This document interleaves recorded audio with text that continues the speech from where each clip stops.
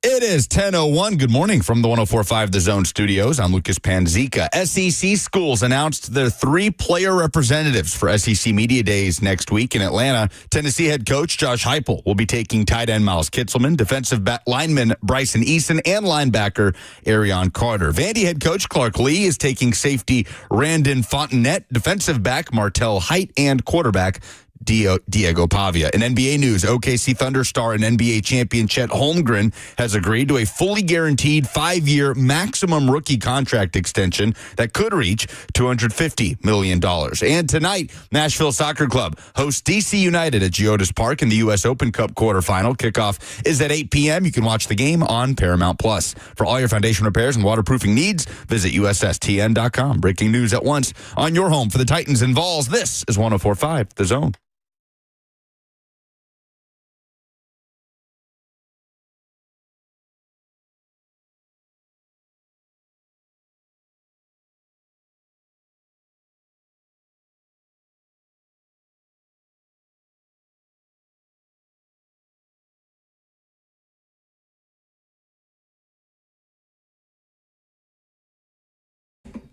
Well, we are getting closer to SEC Media Days, but we do have the announced contingents for each and every individual SEC team. We're going to get into that this morning. Evan Silva of Establish the Run is going to join us. We don't do a ton of fantasy football or football gambling around here, given, well, I guess you can't technically either bet on NFL games if you're a part of the Titans radio network this season, right? I guess that has been the case for me. Yes. I didn't know that you didn't previously bet on. Well, a post-game show is not. That doesn't count, does it? That's like not part of the team's broadcast. Not my bag anyway. I'm no good at it. Okay, very good. Well, I'm glad that we haven't gotten you in any legal trouble, but Evan Silva, we'll do some NFL futures with him. Robert's been thirsting over fantasy football stuff. Do you do Dynasty League stuff, or is it just like straight up daily fantasy? Are you in a variety of different leagues? Because we have one Titans Media League that we can't put money on because there are team employees in it and people associated with the broadcast and things like that. So there's no money involved with the Titans Media League, and that's something that I won last year, but, just by default because I auto-drafted, and my team had a bunch of guys that ended up doing really, really well that I had no say in whatsoever. I just left it to chance. I am in 5 leagues currently. I'm in 2 dynasty leagues, and the others are just standard straight shots. But I don't do the daily fantasy scoring or whatever you want to call it. I don't do bets on that. But interested to see what Evan Silva has to say about it. So we will look forward to Evan joining us. I think it's the first time he's been on the radio show. I've definitely had Evan on previously. Maybe that was in the A to Z podcast days. But I'll look forward to having him on, and he's going to have – it's a lot of good information. The fantasy people, the gambling people, they always have as good, if not better information than just everybody else because they're actually putting money at stake on these games and these players' successes or failures.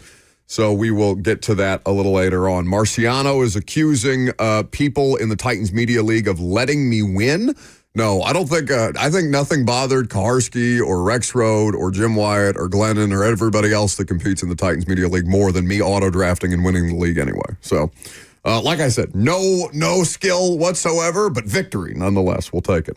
615-737-1045 is the number. Jump in there if you want to. Facebook, YouTube, Twitter, and Twitch is where you can live stream the show today. Lucas named the names for both the Vols and Vandy, who are going to be in attendance and interviewed at SEC Media Days. For the Commodores, it is, of course, Diego Pavia. They've got cornerback Martell Height, and he's listed as a star, Randon Fontenette. Is how I say that? Fontenette, yes. Outside linebacker, safety, versatile piece on that Clark Lee Vandy defense. Defensive players, a couple of defensive players there for Vanderbilt. And then, of course, it's Miles Kitselman, the tight end, Arion Carter, linebacker, and defensive tackle Bryce Eason for the Vols, alongside their 2 head coaches. I did say that. So with those, we can talk about those individual players specifically. But, I mean, I think Diego Pavia is the most interesting one, not just because he'll probably say stuff, but just as a story, he's the most interesting story out of any of the 6 of them. I think Josh Heupel, as we know, is very, very good at having long press conferences where he talks a lot without saying anything. And it's very intentional, right? And I think he handpicks the players that will also follow along that line. Now, the players that he picked are also leaders. They're pillars of this Tennessee roster, Miles Kitselman especially. I think he's probably the biggest leader on this Tennessee football team. But I think Josh Heupel would prefer to leave Atlanta and SEC Media Days not having made any real waves in terms of, did you hear what Josh Heupel said? Did you hear what Bryson Eason said about Alabama or whatever? Whereas Diego Pavia, I'm with you, could say some stuff. Is Pavia capable of not saying anything? That's just on a podcast talking about Vandy football is going to run the state, right? I love it. And he prefaced it by saying, I don't want to give anybody bulletin board material, which is the best part of it. And then proceeded to immediately just light the entire state on fire. Yeah. I'm so fascinated by the Diego Pavia experience of 2025 with the way that he plays and how sustainable it's going to be towards the end of the season, right? Because he was such a spark and just burst onto the scene, comes out of nowhere in 2024. This kid who transferred over with his offensive coordinator from New Mexico State, his head coach, Jerry Kill, who's part of, the consulting staff around Clark Lee at Vanderbilt. But it wasn't very sustainable because the way Diego Pavia plays is putting his body on the line. He wasn't necessarily well protected last year. And by the end of the season, the Tennessee game especially, he's battling. Like, he is out there scrapping. But, man, he is just limping across the finish line at the end of the season. So can Vanderbilt protect him better? Can Pavia protect himself better this year without taking away that edge that makes him such a good leader for Vanderbilt? I can't wait to find that out. How pleasant of a surprise for Vols fans was Miles Kitselman after, he wasn't really a contributor in any meaningful way, but when he transferred from Alabama, he was 2 seasons there. He comes into Tennessee, and he gives you something. What was it? 22 catches, 301 yards, 4 touchdowns for him last season, and then ultimately he's able to return because the Diego Pavia case opens the door for him to have an additional year of eligibility. That has to be something that you would like to see continued to build upon. I don't know how much more he's going to contribute. What is the utilization like? I don't have any advanced numbers or any kind of metrics on this, but how often is Josh Heupel utilizing his tight ends as a part of the passing attack? They're not probably ever going to be like a 1,000-yard receiver in the Tennessee offense. That they're outright a focal point. It's kind of like what we talked about with questions around Brian Callahan coming over here from Cincinnati, given that they had tight ends, but that they weren't very much a big part of the offense beyond being involved in the blocking and the passing concepts that they have on the field. But they are a big part of the offense. They move them around. They're huge in the run game, and that's a part of how Miles Kitselman made his impact. He was pleasantly surprising, to your point, in the receiving game. Nobody going into last season looked at Miles Kitselman, this Alabama transfer that was relatively unheralded, as the guy that was going to rise to the top of that depth chart. You got Holden Stays in there last year, the Notre Dame transfer. That was really the big get of the offseason at that position. And Ethan Davis, a former 4-star out of Georgia that Tennessee's just kind of been waiting to see. He's got all the physical attributes, has flashed here and there in spring games. So really the thought was either Holden Stays or Ethan Davis are going to rise up as that tight end one. It was Miles Kitselman. Fantastic blocker, ended up being a huge leader on this team. And after the orange and white game this past year, when the Nico stuff kind of came to a head, who's leading the charge in that player press conference, talking to the media, giving strong statements about we don't want anybody that doesn't want to be here and we're going to come together? It's Miles Kitselman. He is the leader of this football team. And however much stock you want to put in EA college football game rankings, for what it's worth, he's the highest rated player on the video game on Tennessee's offensive side of the ball, rated as a 90. So he is actually one of the more proven commodities coming back for Tennessee, especially on the offensive side of the ball. So not a surprise whatsoever that he's going with Heupel to Atlanta. Arion Carter, same deal. We've had Arion Carter on the show. We had him on the show when he was at Smyrna High School. I mean, we were very impressed. I think he was still a Memphis commit when he came on the show with us, if I'm not mistaken. I don't think he had. I would have remembered if he was a Tennessee commit at the time. Right. But I do remember that he was he was interested in pre-med. He's just a very intelligent, highly intelligent individual, and obviously you've seen that play dividends in the way that he carries himself on the field. That's why he was committed to Memphis, pre-med. And so that was interesting because he was a high-level 4-star prospect that Alabama gunned for all the way to the end when he put on the Tennessee hat. So he needs to take a big step this year, kind of broke out a little bit last year in the middle of Tennessee's defense. And then Bryson Eason, who is probably the most proven commodity coming back on Rodney Garner's defensive line. So none of these terribly shocking. Obviously, no quarterback that Tennessee is bringing because we don't know for sure who their starting quarterback will be. Meanwhile, Vandy's pillar of a leader is absolutely Diego Pavia, and he is quietly, going back to that point, one of the most interesting players to speak in front of a microphone in Atlanta next week. It's I think as much because you anticipate him saying something, but also because his path here has been fascinating.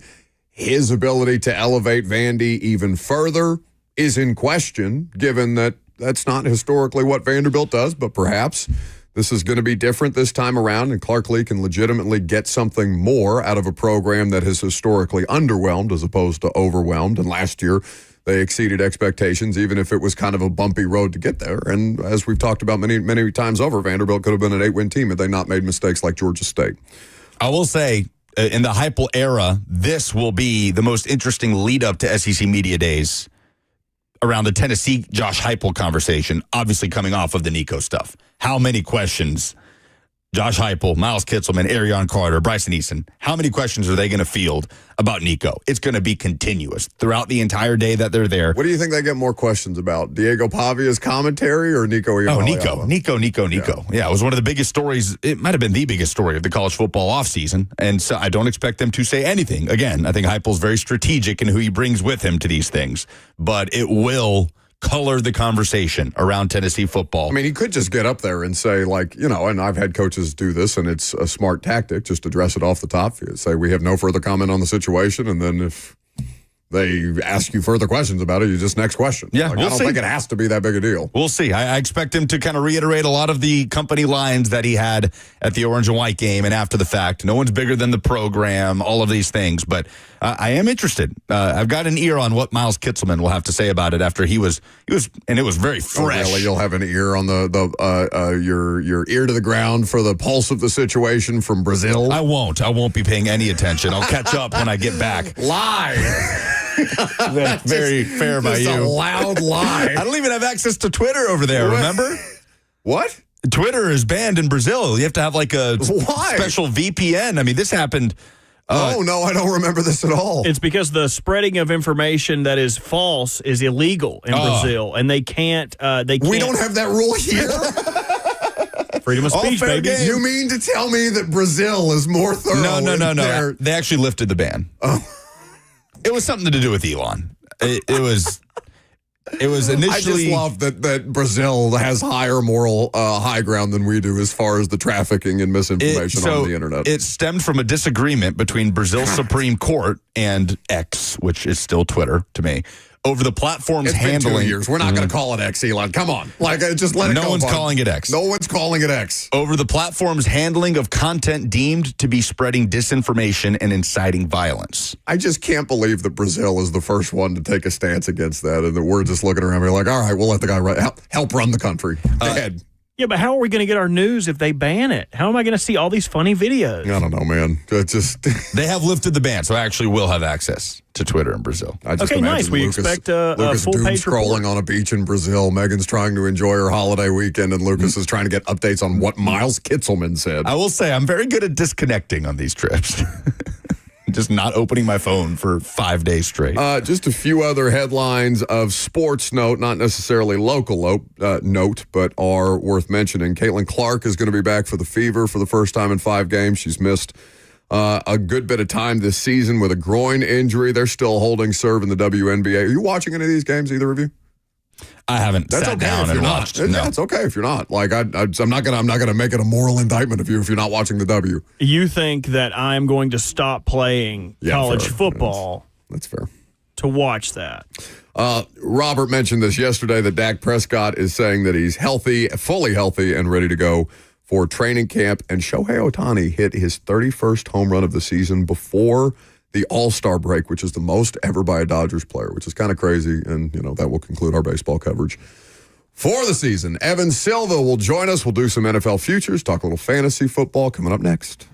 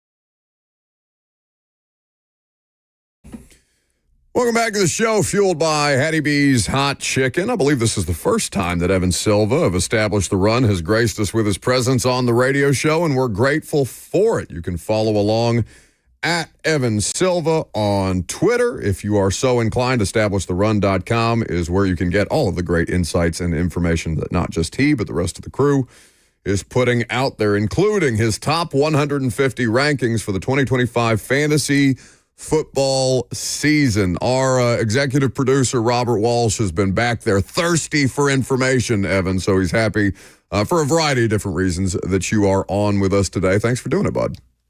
Sounds great. So good to be with you, Buck. So in the top 150 rankings for fantasy football, and I know that you do this on an annual basis, the most pushback that you got on a player that you ranked was who? Ooh, that's a good question. I would say that probably the most controversial is and is going to be having Jahmyr Gibbs as the number one overall player in fantasy this year. I think that the consensus is, depending on whether you want to go wide receiver at 1.01 overall or running back at 1.01 overall, it's either going to be Jamar Chase or Saquon Barkley. Here's the thing with Saquon Barkley in particular, and I like to go running back at 1.01 overall. So my lean is already toward a running back. With Saquon Barkley, though, he had 482 touches, including the playoffs last year. And Jahmyr Gibbs is 5 years younger than Saquon Barkley. I do think that they're in the same tier, but I have Saquon Barkley as the 5th overall player. I have Jahmyr Gibbs as the 1 overall player. And if you think back to situations, like people are worried about David Montgomery, okay? And I get it. David Montgomery is a good player. If you think back to situations like Jamal Charles and Thomas Jones, or for you guys in Tennessee, Chris Johnson and Lendale White, over the course of time, I think the younger, vastly superior player is going to overcome the slower, more plodding veteran who's getting older. And that's a bet that I'm willing to make this year. I also think that with Ben Johnson leaving for Chicago, the Lions are going to streamline their usage of their skill position players and not involve, like last year they were throwing touchdown passes to second string offensive linemen. Right. They were, utilizing, 2 and 3 tight ends and, trying to involve, multiple running backs. I think that they're going to streamline things, be more concentrated under John Morton, go with the more explosive players, feature on offense guys like Jamison Williams and Jahmyr Gibbs. The Lions aren't going to be as good this year. They have a really tough schedule. They're going to play from behind more. That's going to lead to more passes, more catches for Jahmyr Gibbs. I think this is going to be the year that Jahmyr Gibbs really blows up and establishes himself as the best running back in football. And it makes all the sense in the world when you think of it from a logical standpoint and a projection standpoint, right, Evan? Because Saquon Barkley, to your point, the amount of touches that he got, it's in the top 1%, 0.001% health season for Saquon Barkley, where if there is a knock on Saquon, it's that he's never been able to do that. And maybe you discount that because of his time with the Giants and how much worse they got around him. A question for you on Gibbs, though. How much do you take into account, or on any player, for example, the changing of the offensive line? Detroit has had a top 5 offensive line unit for the past couple of years as they've continued to invest first-round draft capital into that. That interior got significantly worse with a couple of guys retiring or moving on. Zeitler coming here in free agency, Ragnow retiring. How much was that taken into consideration for a guy like Gibbs or any player that you evaluate? See, I think that that's more of a concern for David Montgomery than I think it is for Jahmyr Gibbs, who's a player that you want to get on the perimeter and avoid the interior, crashes into the offensive line. Kevin Zeitler is still playing at a very high level. He was PFF's number 3 overall rated guard last year. Frank Ragnow was PFF's number 2 rated center. The Lions did draft Tate Rutledge out of Georgia, second-round pick.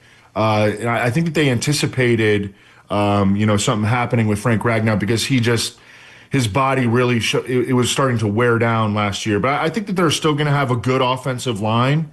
I think that hurts David Montgomery, though, more than Jahmyr Gibbs. I actually think it could work to the benefit of Jahmyr Gibbs if they don't run as many plays up the gut, because those plays will feature Jahmyr Gibbs as opposed to David Montgomery.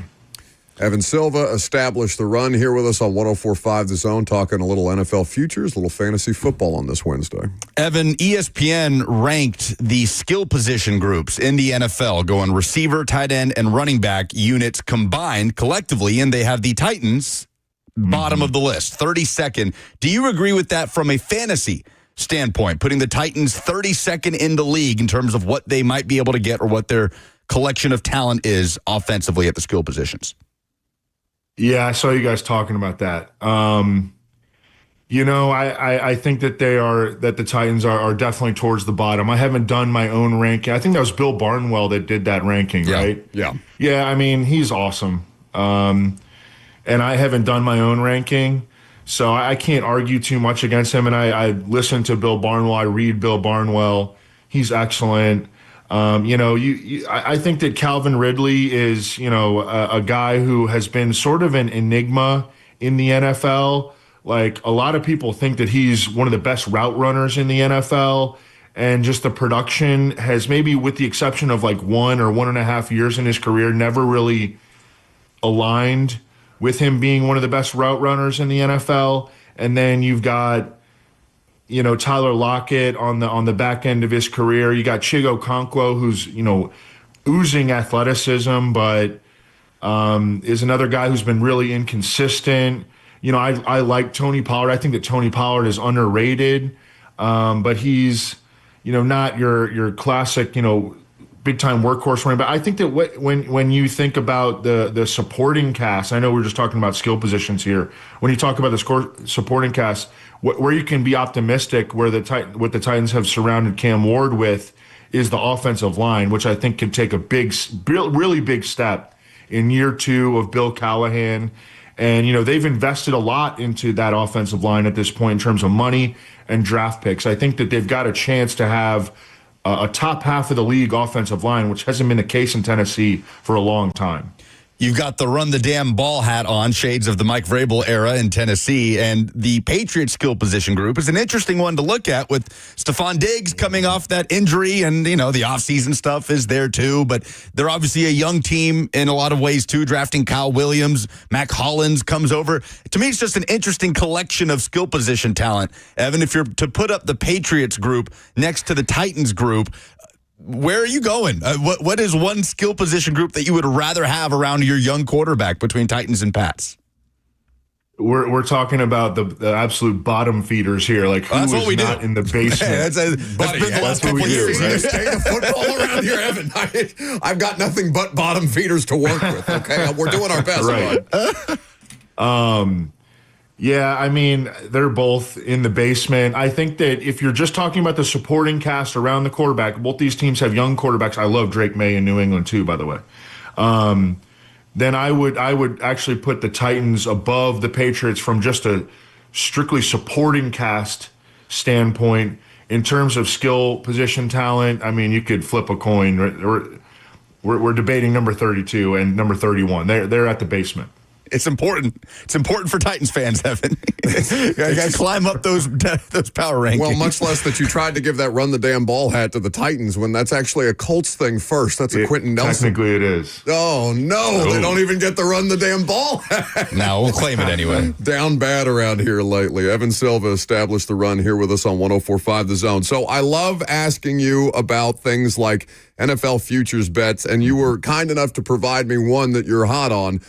In our conversation leading up to the show today, Michael Penix 30-1 to lead the NFL in passing yards. Now, I want to make sure that I'm clear on this. You're talking about that as a potential cash-out opportunity to make money, or do you really think that Michael Penix is capable of leading the league in passing? I do think that he's capable, and I think if you look at the situation in Atlanta, the Falcons are not going to have a good defense this year. I mean, so they're going to be playing from behind a lot. They're going to be in shootouts. They play indoors. They play in a division of like no defense. I mean, the Panthers have a huge weakness defensively. They might be on the upswing offensively. They have a huge weakness defensively. The Saints, another indoor team, their defense is cratering. They, as a team, they might be on the verge of tanking essentially. And the Buccaneers, if they have a weakness, it's definitely defensively. Our projection, our statistical projection, which is a mean projection, it's a conservative projection for Michael Penix, has him near 4,200 yards. And his to bet him to go over 4,500 yards is 9-1 if you're betting on DraftKings. Over 4,000 passing yards, which I think he's going to get, is plus 250. I think he's going to throw for a lot of yards this year, man. I think Drake London is going to be there to benefit. I think that Darnell Mooney is going to be there to benefit. Kyle Pitts, I think, could have a renaissance year kind of out of nowhere. This year, he's healthier than he's been in quite a while. If you go back and look at Michael Penix from a college standpoint, there were 3 receivers drafted from his receiver core at the University of Washington last year in the top 3 rounds of the NFL draft. Jalen Polk did nothing and is like almost already on the verge of being like excommunicated from New England. I mean, they're not relying on him for anything. Rome Odunze was the number 9 overall pick in the draft. He didn't do anything as a rookie. Jalen McMillan scored a bunch of touchdowns, 3rd-round pick for the Buccaneers last year, but they already replaced him with Emeka Egbuka. I think it was Michael Penix maybe carrying that prolific offense at Washington, and you can just look at the college resume for that. I think Michael Penix is really, really good. I think he's already one of the best downfield perimeter passers in the NFL, and I think he's going to be throwing the ball a lot this year, and that puts him in contention to lead the NFL in passing yards as a sleeper. It's a fascinating proposition because I guess from our standpoint, Evan, and obviously you're studying this on a much more granular level than most people, but it's just such a small sample size of him in the pros, and it was fine, I think, to the untrained eye to see what he was doing in Atlanta, and they were on the precipice of making the playoffs. Obviously, the Bucs were able to pull away late in the year and win that division, but I guess it's just I have a hard time extrapolating that based on his professional career. You're going back to what he did in college and understanding everything else that was around him. Yeah, and I think he showed just enough as a rookie in that 3-start sample size to give you optimism that he can take a big step in his second year in the NFL. He's also a guy who doesn't take sacks. He's athletic enough. He's not a scrambler, but if you go back to like his pro day stats, I mean, he ran 4.58 in the 40. And I think that they're going to be a prolific passing offense there with Michael Penix at the helm.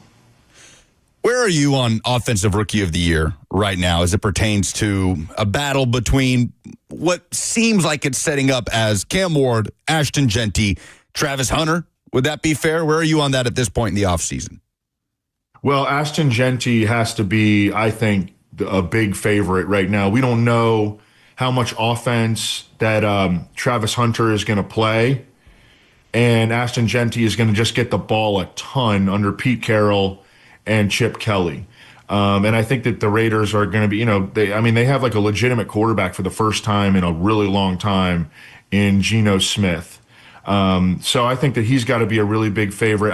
Have you guys, and I don't want to spread any rumors, have you guys seen or heard the rumors that something might have happened to Najee Harris over July 4th? Like with the fireworks? No. I had not seen that, but it doesn't mean that it's not. I'm not a reporter. No, fair. I'm not a reporter. I'm not trying to pretend to report anything. But Omarion Hampton, it becomes interesting. Okay. In that scenario. Okay.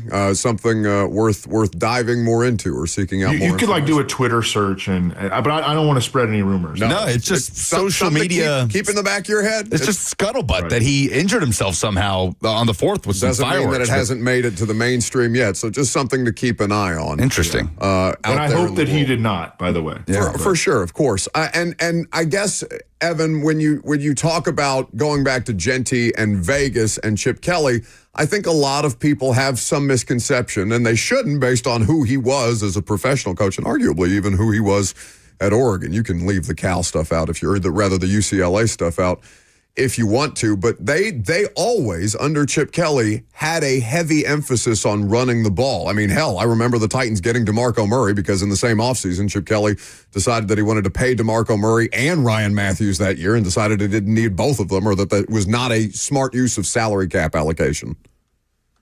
Yeah, and he's going to be a high-volume workhorse right away, and he also is an excellent receiving back. In his second to last year at Boise State, Ashton Genty led all running backs in Division One in receiving yards. So he can do it all. He's not coming off the field. He's going to be the centerpiece of the Raiders offense. And I think the Raiders are going to be at least competitive this year with their new quarterback. Evan, Aaron Rodgers as a fantasy quarterback. No. That's it. That's the question. He said no. And I mean, it just starts with volume, because the Steelers under Arthur Smith, you guys know Arthur Smith, he's not going to throw the ball with volume. And so, Aaron Rodgers isn't going to get there. Maybe he'll be efficient with his opportunities, but the Steelers are going to be like bottom 10 in the NFL in pass attempts in all likelihood. And so and Aaron Rodgers isn't going to really run for anything. He used to be a decent runner early in his career. He's not anymore. What is he, 42 at this point? So, no, he's not a fantasy quarterback. Last one for you, Evan. I know you are going. You are doing divisional previews on the podcast right now. Again, establishtheRun.com is where you can go. And you took a look at the AFC South in particular. Is there one thing that you would give Titans fans, or really just fans of the division in general, trying to understand the competitiveness of this, with four pretty suspect teams, depending on which category you're talking about? The Texans will be favored, but I don't know if they should be based on that offensive line situation. One nugget that the fans or people paying attention to the divisional stuff in the AFC South should seek the podcast out for.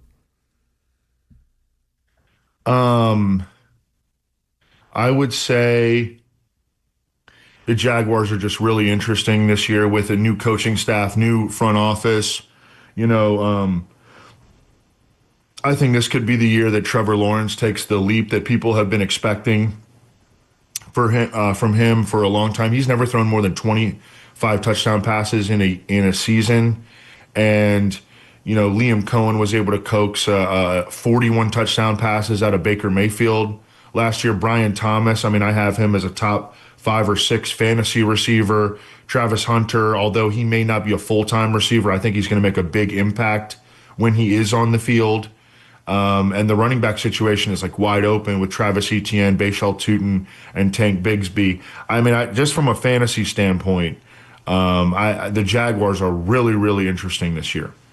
I would say from both a fantasy standpoint and an on-field standpoint, I think that they have the pieces, theoretically, if they can get the quarterback situation straightened out, to make this more of a run in the division than people otherwise might expect. Evan, it's good to catch up. It's been a little while since you and I have had a chat about things fantasy football and NFL futures related, but certainly enjoyed the information, and we'll hope we can have you back soon sometime.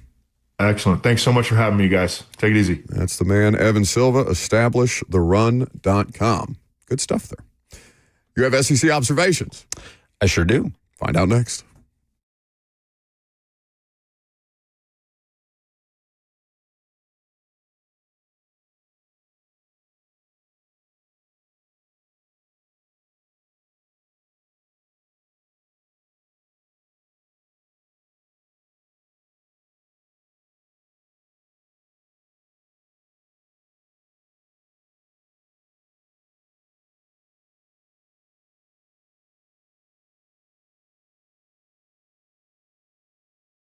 We just passed the July 4th holiday, and as we reflect this month on Independence Day, it is also important to consider the importance of financial independence and the role that it plays in our lives. Trajan Wealth is here to help you realize that financial independence, because we all understand how important it is not to have that weighing on you each and every day, not to have that keeping you up at night. Financial wherewithal and financial planning are critical things to have a handle on. And sometimes it might feel overwhelming. That's what Trajan Wealth is here to help you do. Their CEO, Jeff Jr., fully appreciates the importance of true independence, and that's why he founded Trajan Wealth as an independent firm, allowing fiduciary advisors the ability to customize a portfolio to meet your unique goals and needs.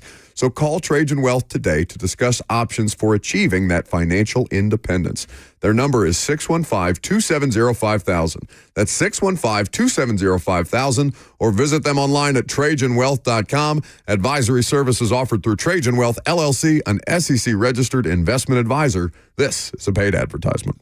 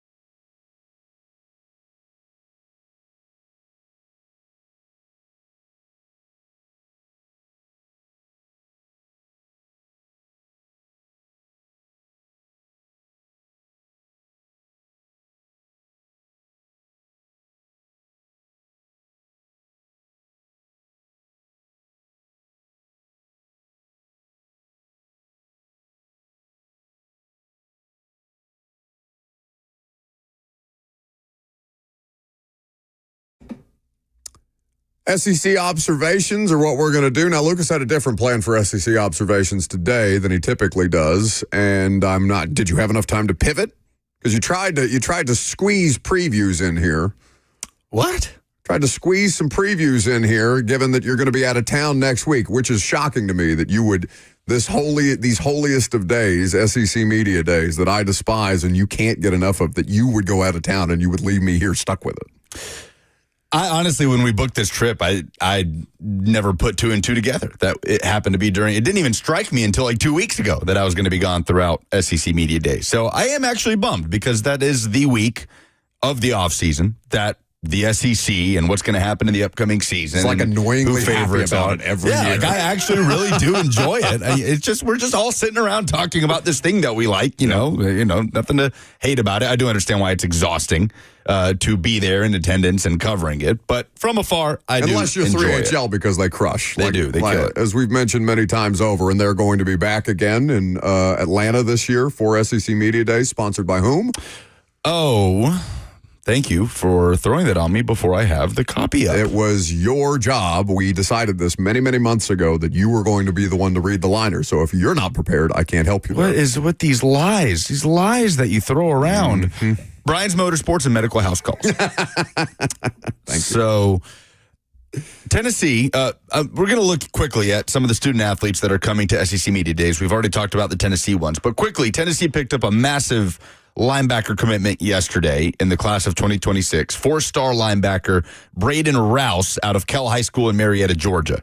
He is the number 4 linebacker in the country, according to 247 Sports. So Tennessee's class of 2026 now has 2 of the top 5 linebackers in the country, as ranked by 247 Sports. And William Inge, Tennessee's linebackers coach, is just cleaning up at that position right now. In fact, the school that he primarily beats out for the commitment of Braden Rouse is Michigan, whose linebacker coach happens to be Brian Jean-Marie, Tennessee's former linebackers coach. So Tennessee continues to pick up some momentum on the recruiting trail. They're currently in the top 15. We've talked about the levels that they need to reach in that regard to get to the conversation of bona fide national title contender. I'm not prepared to talk about Tennessee as a legit national championship contender until they prove that they can finish right at the top with the elite of the elite when it comes down to recruiting. Even as just volatile as it is in today's climate, and you don't know which players are going to end up staying. A lot of these guys could go play for 3 more schools in their careers, but still, it is the lifeblood of your program. That has never changed. Tennessee continues to make noise, especially on the defensive side of the ball. Okay, some of these players that are coming to SEC Media Days. I, in particular, was curious as to which quarterbacks would be making an appearance, which quarterbacks head coaches would choose to come represent their program. How many schools out of 16 do you think brought their starting quarterback to Atlanta or are bringing them to Atlanta next week? That's a good question. Because one would assume that most, but I don't know that that's the case. So what do we have? 16 SEC programs now. I'm going to say 7 brought quarterbacks. 11 out of 16. Okay. So Tennessee is one of 5 schools that did not bring a quarterback, which makes sense. We don't know for sure who Tennessee's starting quarterback will be. There are some schools who we pretty much knew who their starter is that did not bring them. Missouri did not bring Bo Pribula, the transfer from Penn State, which, okay, he transferred in. He's probably still getting integrated with that program. Texas A&M did not bring Marcel Reed, who I believe, if I'm not mistaken, is in line to be the starter down there. Local guy out of NBA, started a few games last year. And it goes on. There are a few others in there as well. But the categories of the quarterbacks that will be going to Atlanta to represent their school kind of fall under returning starters, the likes of Garrett Nussmeier, the likes of Diego Pavia, somewhat returning starters in terms of the guys that started games last year but were not the starting quarterback last year. Arch Manning, I think, falls under this category. DJ Lagway took over mid-season as a true freshman and flashed enough to bring a lot of hype around him going into next season, but he didn't go into last year as Florida's starting quarterback, so I think he falls under this category. And Gunnar Stockton, who had to step in at the end of the year, replacing Carson Beck, obviously started games in the postseason, but we understand there are still a lot of questions about him as Georgia's full-time starter. Then there's fresh faces, guys that have transferred in, like Pribula from Mizzou, Jackson Arnold, who goes from Oklahoma to Auburn. he is going to be Auburn's starting quarterback. Auburn brought him to SEC, or are bringing him to SEC Media Days. And John Mateer, who might be the most interesting transfer quarterback in this entire pool, the Oklahoma quarterback transferred over from Washington State. Have you heard McShay talk about Mateer on his podcast, Robert? Huge fan. Coming out of the Manning Passing Academy. I don't know how much, if you've listened to that episode of their podcast yet. Sorry, heard who? Tom McShay. Oh, McShay, okay. McShay talking about the Washington State quarterback transfer coming in, right? Yes. So all I know is that he is a huge fan of him. Yeah. No, I found it interesting just because he's definitely a different body type from a lot of these quarterbacks, and describing it was just an interesting. I know that he's looking at them more as draft prospects ahead of a college football season with the Manning Passing Academy, but it was also cool to hear McShay talking about the work that John Gruden was doing with those guys and kind of how their different skill sets popped based on what you might see on tape in their respective offenses anyway. No, John Mateer is fascinating. Like, the quarterback pool in the SEC this year is very interesting to me because Garrett Nussmeier and Arch Manning kind of headline, right? They're the two biggest names in the case of Nussmeier because, again, nobody really expects Arch to come out to the draft next year. Nussmeier is expected to be one of the highest quarterbacks taken in next year's draft. They're both right up there with the Heisman contenders in terms of what the sports books are saying. But then there's just kind of this second tier sort of bubbling under Nussmeier and Manning that could very well leapfrog them this season. Like John Mateer, there's a lot of pressure on the shoulders of John Mateer to come over and help turn around an Oklahoma team last year that fell well below expectation. There was a lot of hype for Oklahoma last year for a playoff push with the 5-star Jackson Arnold, and that fell so flat on its face. And next thing you know, he's out the door. He's at Auburn, and here comes John Mateer from Washington State, the most sought-after transfer quarterback in all of college football. And then there's that category of Lenora Sellers that could take a big leap, DJ Lagway that could take a big leap. Both of those guys showed so many glimpses and flashes last year that nobody would be terribly shocked if the SEC season comes to an end. And Lenora Sellers is QB1 if you're to power rank SEC quarterbacks. So it's a really interesting group of quarterbacks to me. And then there's obviously the fresh faces, the first-year starters, the guys that have waited their turn, like in Austin Simmons of Ole Miss. He is tasked with keeping that train rolling in Oxford on the way to, hopefully for them, the college football playoff after a season where it was right there.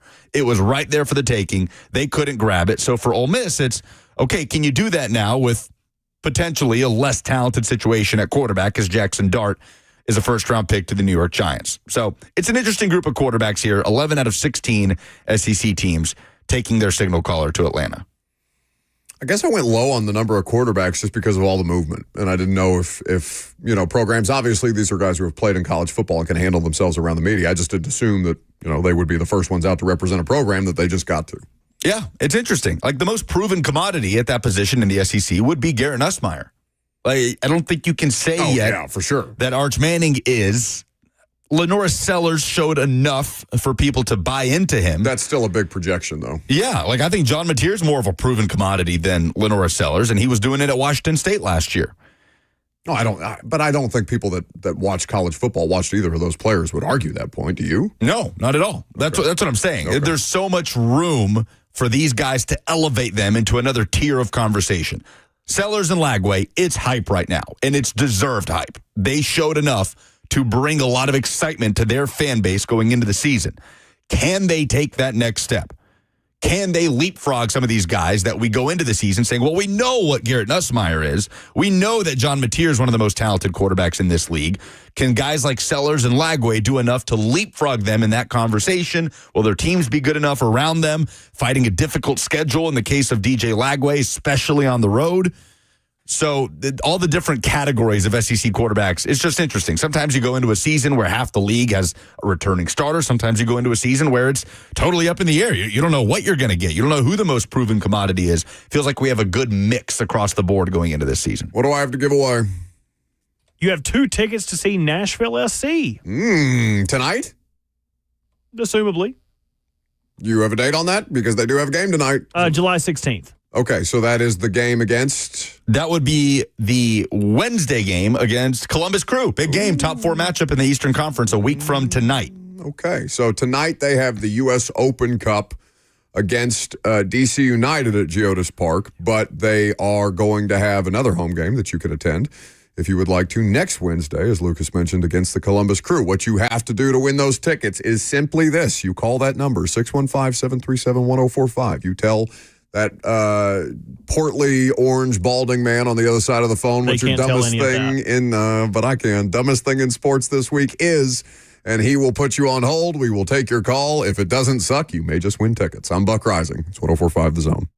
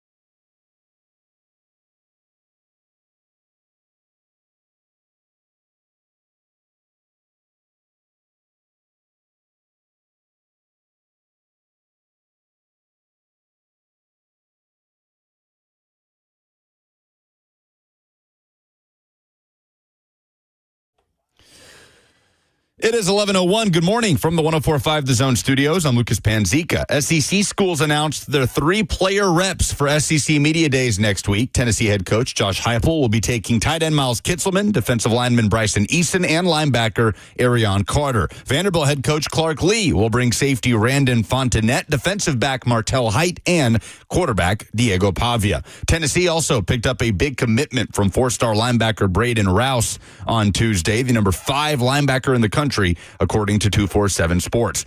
In NFL news, Rick Stroud reports the Tampa Bay Bucks will start the season without all-pro left tackle Tristan Wirfs, saying he will likely miss the first couple of games after undergoing knee surgery. The Titans will travel to Tampa for joint practices during the preseason. Tonight, Nashville Soccer Club hosts DC United at Geodis Park in the U.S. Open Cup quarterfinal. Kickoff is at 8 p.m. You can watch the game on Paramount Plus. For all your foundation repairs and waterproofing needs, visit USSTN.com. Breaking news at once on your home for the Titans and Vols. This is 104.5 The Zone.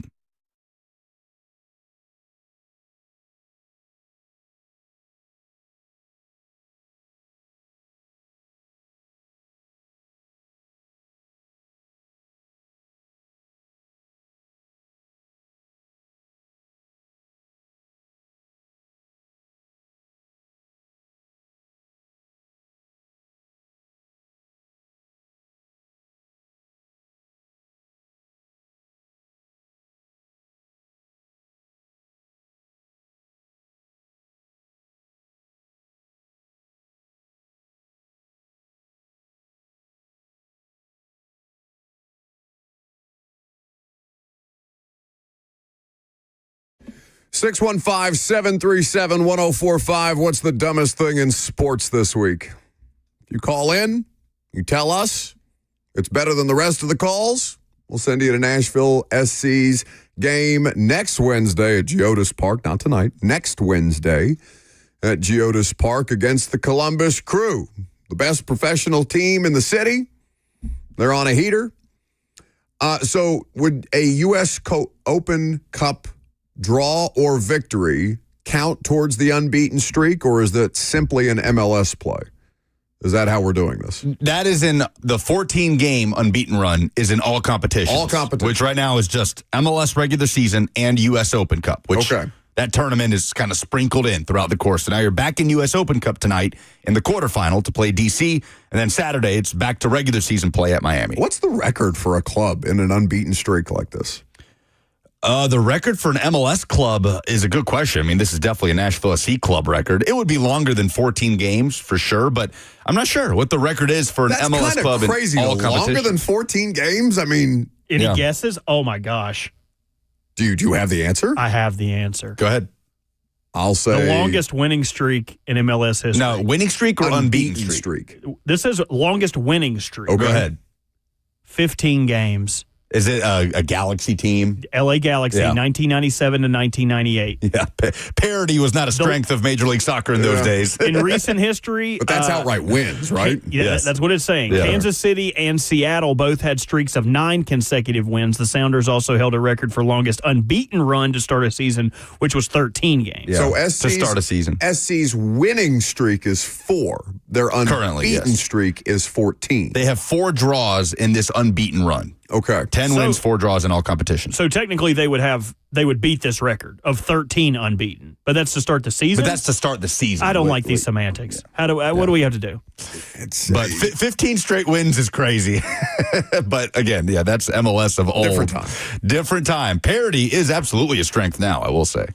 All right. So the dumbest thing in sports this week is the way that the Philadelphia Phillies lost a baseball game last night. Can I hear the call courtesy of NBC Sports Bay Area?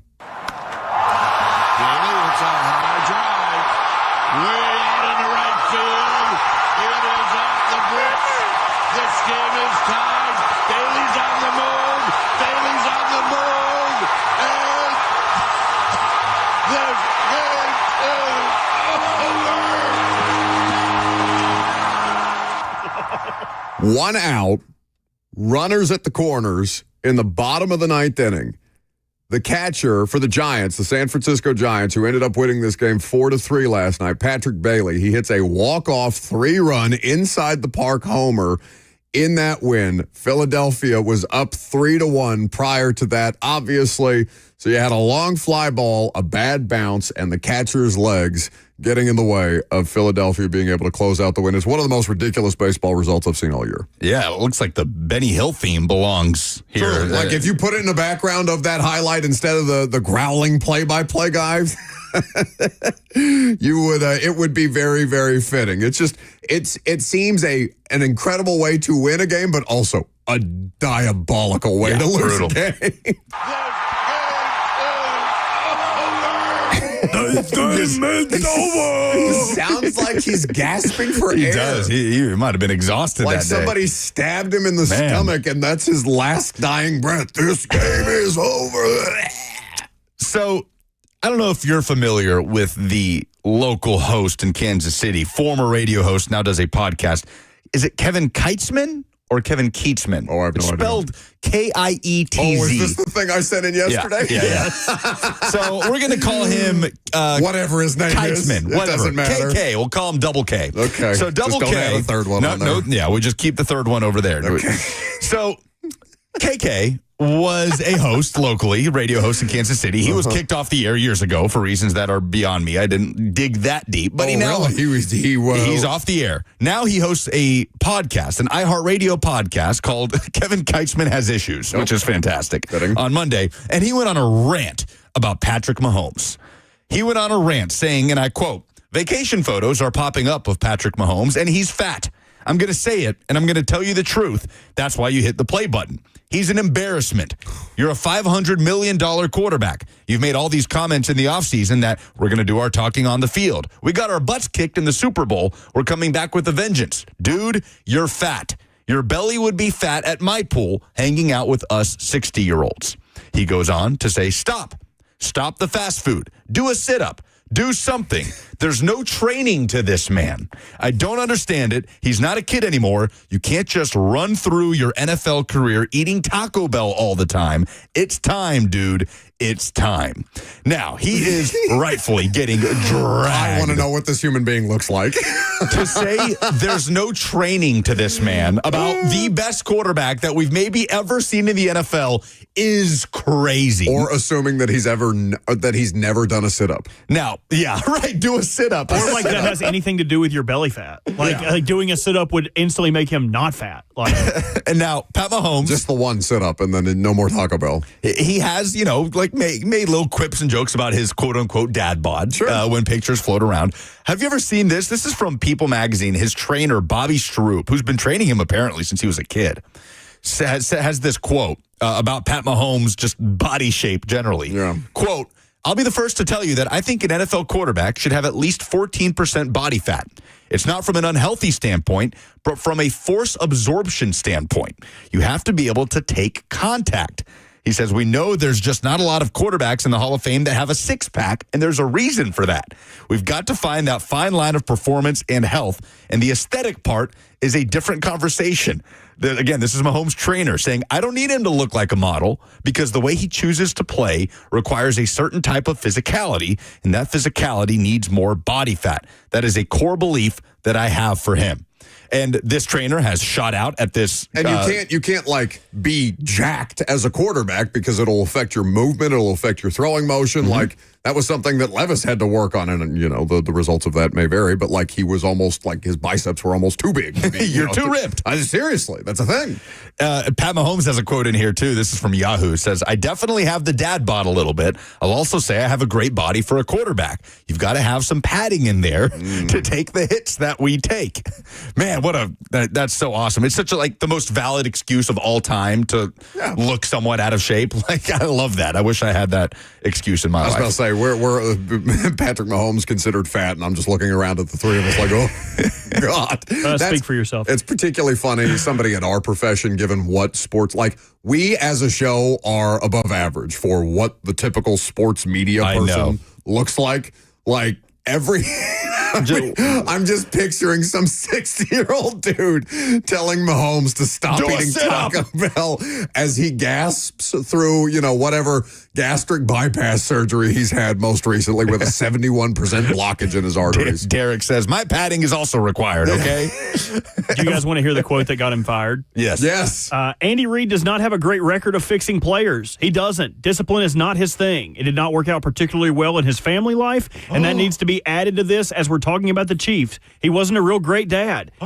He's had a lot of things go bad on him, family and players. Oh, my This is following. So this happened in 2019, but he's talking about Reid's son Garrett, who died from an overdose. So that's before the first Super Bowl. Yes, that is before his other son got in the hit and wreck accident. The DUI incident. Oh, no. That's horrible. So he is no stranger to saying things. Controversy. To going after Hall of Famers. Well, from one controversy Wow. to another, I know we don't do a lot of politics on this show, and I will keep my paws off of it.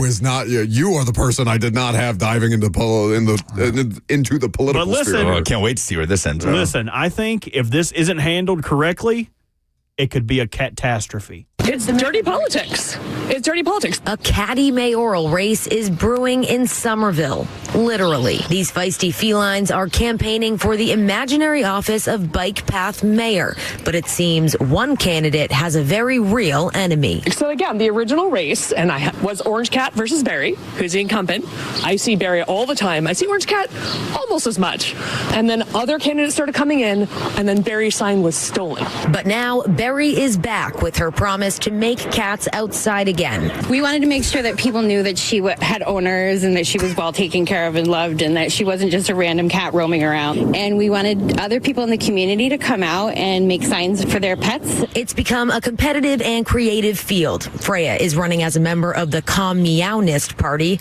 Orange Cat is with the Catalyst Party. And Claudius is representing the Indoor Cat Party. I think it's simply meowvelous. A dog duo has also put their paw in the fight. The more diversity we have in the political race, I think that's good for everyone. Unsurprisingly, voters have questions. And I want to know, like Minerva the cat, what is her stake on crime? Is she for crime? Is she against it? Minerva the cat is definitely for crime. So just a backstory on this is a story from Boston where they are electing a fake cat mayor of the bike path in their local park. And this has been going on for a number of years. This is so much better than actual politics. The incumbent Barry was the funniest part of that audio. So I had to cut some stuff out. The incumbent Barry is getting a bad shake of his stick because his signs to saying re-elect Barry are being taken down. So what my biggest issue with this Dirty politics. He is a part of the Communist Party. I'm not going to vote for a Communist Party member. I'm sorry, I can't do that. My red-blooded American cells will not allow me to do this. But I did pull. They had what's it called when they all come up there and talk and people ask them about debate? So they had a debate with the cats, and I was able to pull a little bit of this information so we could get a little more of a look into their policies.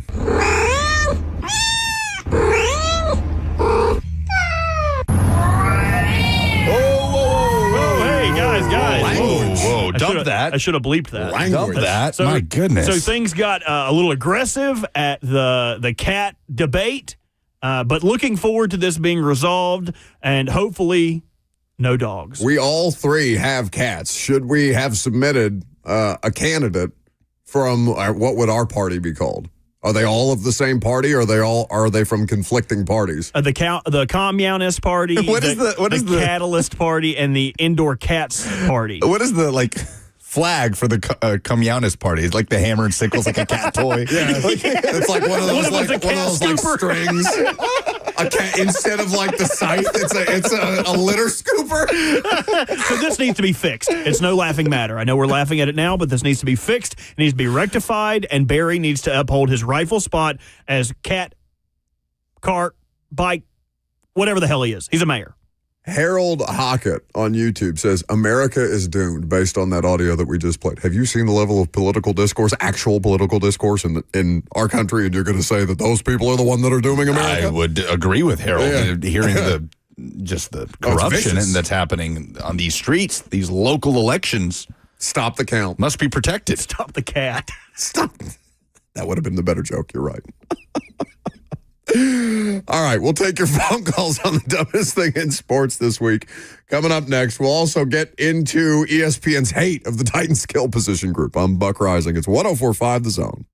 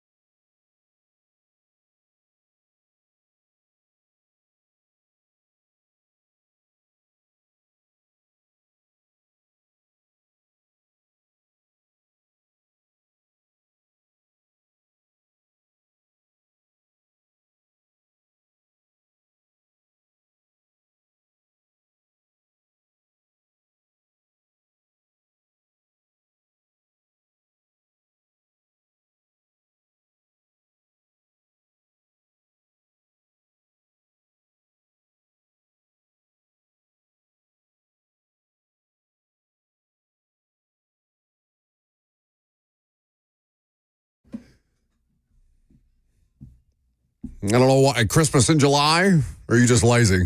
No, that's what you said last time I played a Christmas song in June. You were like, the saying is Christmas in July. So, and plus it's Chuck Berry, dude. You're going to hate on Chuck Berry? No, I love Chuck Berry. Buck, the Chuck Berry hater. There are other Chuck Berry songs that could be applicable here that are not Christmas. You could have been Buck Berry. That would have been a way better name. The chat is doing such a better job of coming up with cat I know. political parties. The Americat Party. The Democats. Like, that's right there. That's probably the easiest one. They're just adding cats. It's not creative at all. Don't get defensive. I'm getting very offensive. You're getting defensive, not offensive. Communist Party Communist is really good. Super creative. That's going, the best. Democrat, Republican. You didn't think of it. Yeah, because it's dumb. Like, I keep my dumb ideas to myself. I don't care. Oh, do you now? Yes, all of my dumb ideas live right up The ones here. that get out are the smart ones. God. I can't even imagine what the hell is still going on in your head if the smart ones are what's getting out of there. Do you remember one of my first ideas for primetime ever? No. You don't listen to me. It was going to be me doing my segment, or I was gone, and then someone was going to be breaking into my house, and then they would do my segment. It'd be like, hold on. Like I would In be a ski mask? I would be dressed in full burglar regale, and then be just Like black and white striped shirt. No, like he was going to dress Cheyenne up as a house, somebody breaking into the house. No, I was going to do it. You're going to be like, oh, Bert's gone. He's always checking out early. And then I would like tiptoe in with like a large black sack on my bag and be like, hold on. Is that Buck Rising? Oh, I love your show. And then I would sit down as the burglar and do my segment. We quickly shot that down. Yeah, it seemed a little convoluted on your part. I don't think you had the wherewithal to execute all of those different moving parts. Yeah, I don't want to work that hard. That's the other thing. All right, let's take some phone calls for the dumbest thing in sports this week and see who we're sending to the Nashville SC game. Not this Wednesday. They do play tonight, but next Wednesday against the Columbus Crew. How about Dean in Lebanon? Hey, what's up, guys? Dumbest thing in sports is this 17 trade that sent Kevin Durant to the Houston Rockets. I mean, they announced this trade 3 weeks ago, but it took all the NASA engineers to figure out how to do this thing, and they just told us 2 days ago what the details were. I mean, it involves 6 second-round picks. Is there anything more worthless in professional sports than a second-round pick in the NBA? That's my dumbest thing in sports, fellas. Yeah, I appreciate it. Stay on hold for the opportunity to win those tickets.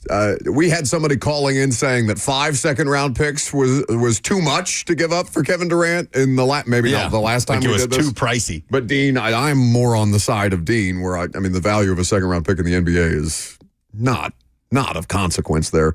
But yeah, a 7-team trade. It's gratuitous. I mean, one team did not get all of those second round picks. It's like divvied up among the 17. I can't even begin to follow the the diagram of that trade. James up next. Hey, James. Hey, it's me. I watched the Braves game last night, and you told me about the Giants having that inside park home run walk off. The Braves' first pitch was an inside the park home run. Oh, they lost 10-0. 10-1 the final. 10-1. I saw Josh Pate, a fellow Braves fan, James, tweet that you guys, it's over, the dream is dead, the Braves are going nowhere this year. I imagine you echo those sentiments? We're toast. Yeah. 5 straight losses. I'm sorry for your loss. Jordan with the last submission. What do you got, Jordan? Hey, guys, my dumbest thing in sports is ESPN. They made a post on Twitter on Saturday about Bobby Jenks, who died at age 44 after battling stomach cancer, a two-time All-Star pitcher for the Chicago White Sox, who was on the roster when the franchise won the 2005 World Series. He just wasn't a player on the roster. He closed out the World Series. ESPN, do better. So not paying enough tribute to Bobby Jenkins for his passing on that. All right. Dean, James, or Jordan? James sounds like he needs some kind of sports I think James happiness in sounded his the life. most exasperated. Yeah. We should have asked them if they're soccer fans, and then that way we can pick the person who is actually a soccer fan. I'm assuming that they're not calling in here just because they want free tickets to a game that they don't want to see. Oh, you are dramatically over evaluating our listeners who would just want some free tickets. Oh, you think people just jump at the opportunity yes, to say... 100%, yes. The F&M Bank chat suggests we give it to James, the Braves fan. I'm in favor of that. He sounds miserable. Let him go watch a good team. Yeah, watch them lose now. James, it better not be your fault. All right. Yeah. Congratulations to James. He'll go see the Nashville SC versus Columbus Crew match, not this Wednesday, but next Wednesday at Geodis Park. Call us every Wednesday around 11 o'clock for the opportunity to win tickets and great prizes to all manner of excellent events, provided that the person responsible for filling the nebulous prize bucket remembers to fill the prize bucket. All right. So we had this ESPN article for Bill Barnwell where he ranks all 32 teams in terms of their skill position groups. But it does feel like there's a bit more to chew on there. Do we want to save that for the noon hour and do the most interesting college football teams of 2025 here? Or do we want to hold serve? Let's talk about the most interesting college football teams of 2025. But before we do that, let me remind you that UFC is coming back to Nashville. It's a clash of heavyweight knockout artists. Former world title challenger and current number 9 ranked contender Derek Lewis will battle number 14 Taliesin Teixeira. Also fan favorite number 15 ranked featherweight contender Calvin Kattar. I hope I'm saying his name right. Kattar. Takes on Steve Garcia. He's going to look at me for pronunciation. Saturday, July 12th. That is this Saturday at Bridgestone Arena. Listen all week long for your chance to win a pair of tickets or sign up online now. Go to 1045thezone.com/contests. All right, very good. It should be a fun 2 nights at Bridgestone between the WWE SmackDown and the UFC fight on Friday and Saturday, respectively. Okay, the most interesting college football teams of the 2025 season. Now, I think there is intrigue, a great deal of intrigue. So do you have a list specifically that you're pulling these from, or do you have your most interesting teams? You have made a list. 3. I have 3 that I personally am most interested in, with my biases aside, obviously, Tennessee football. But my 3 that if I'm to just take the neutral look across college football that I'm most intrigued by this season. So before we do this, is Tennessee on this list? No. Okay. Because I wouldn't have had an issue if you did put the Vols on here, because there is intrigue around what happens with Nico, what happens with Tennessee versus what happens with Nico.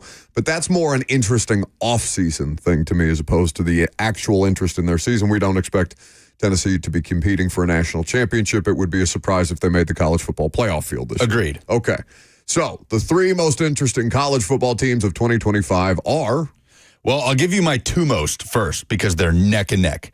It's Penn State and LSU that are right there in that window. Remember Joel Klatt's pressure index? Yes. And he had 2 coaches in the category of it's time. And they were James Franklin and Brian Kelly.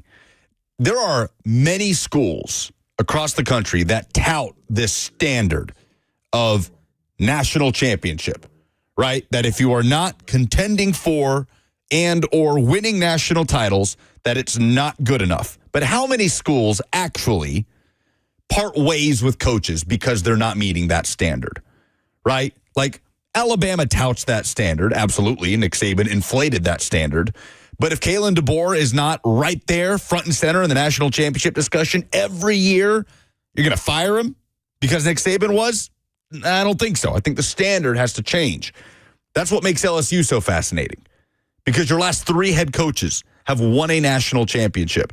And here's Brian Kelly, the most accomplished of any of those 3 at the time that he was hired or at the time that they were hired in terms of stacking up his resume next to Saban's when he got hired at LSU, next to Les Miles when he came over from Oklahoma State to LSU, and obviously next to Ed Orgeron.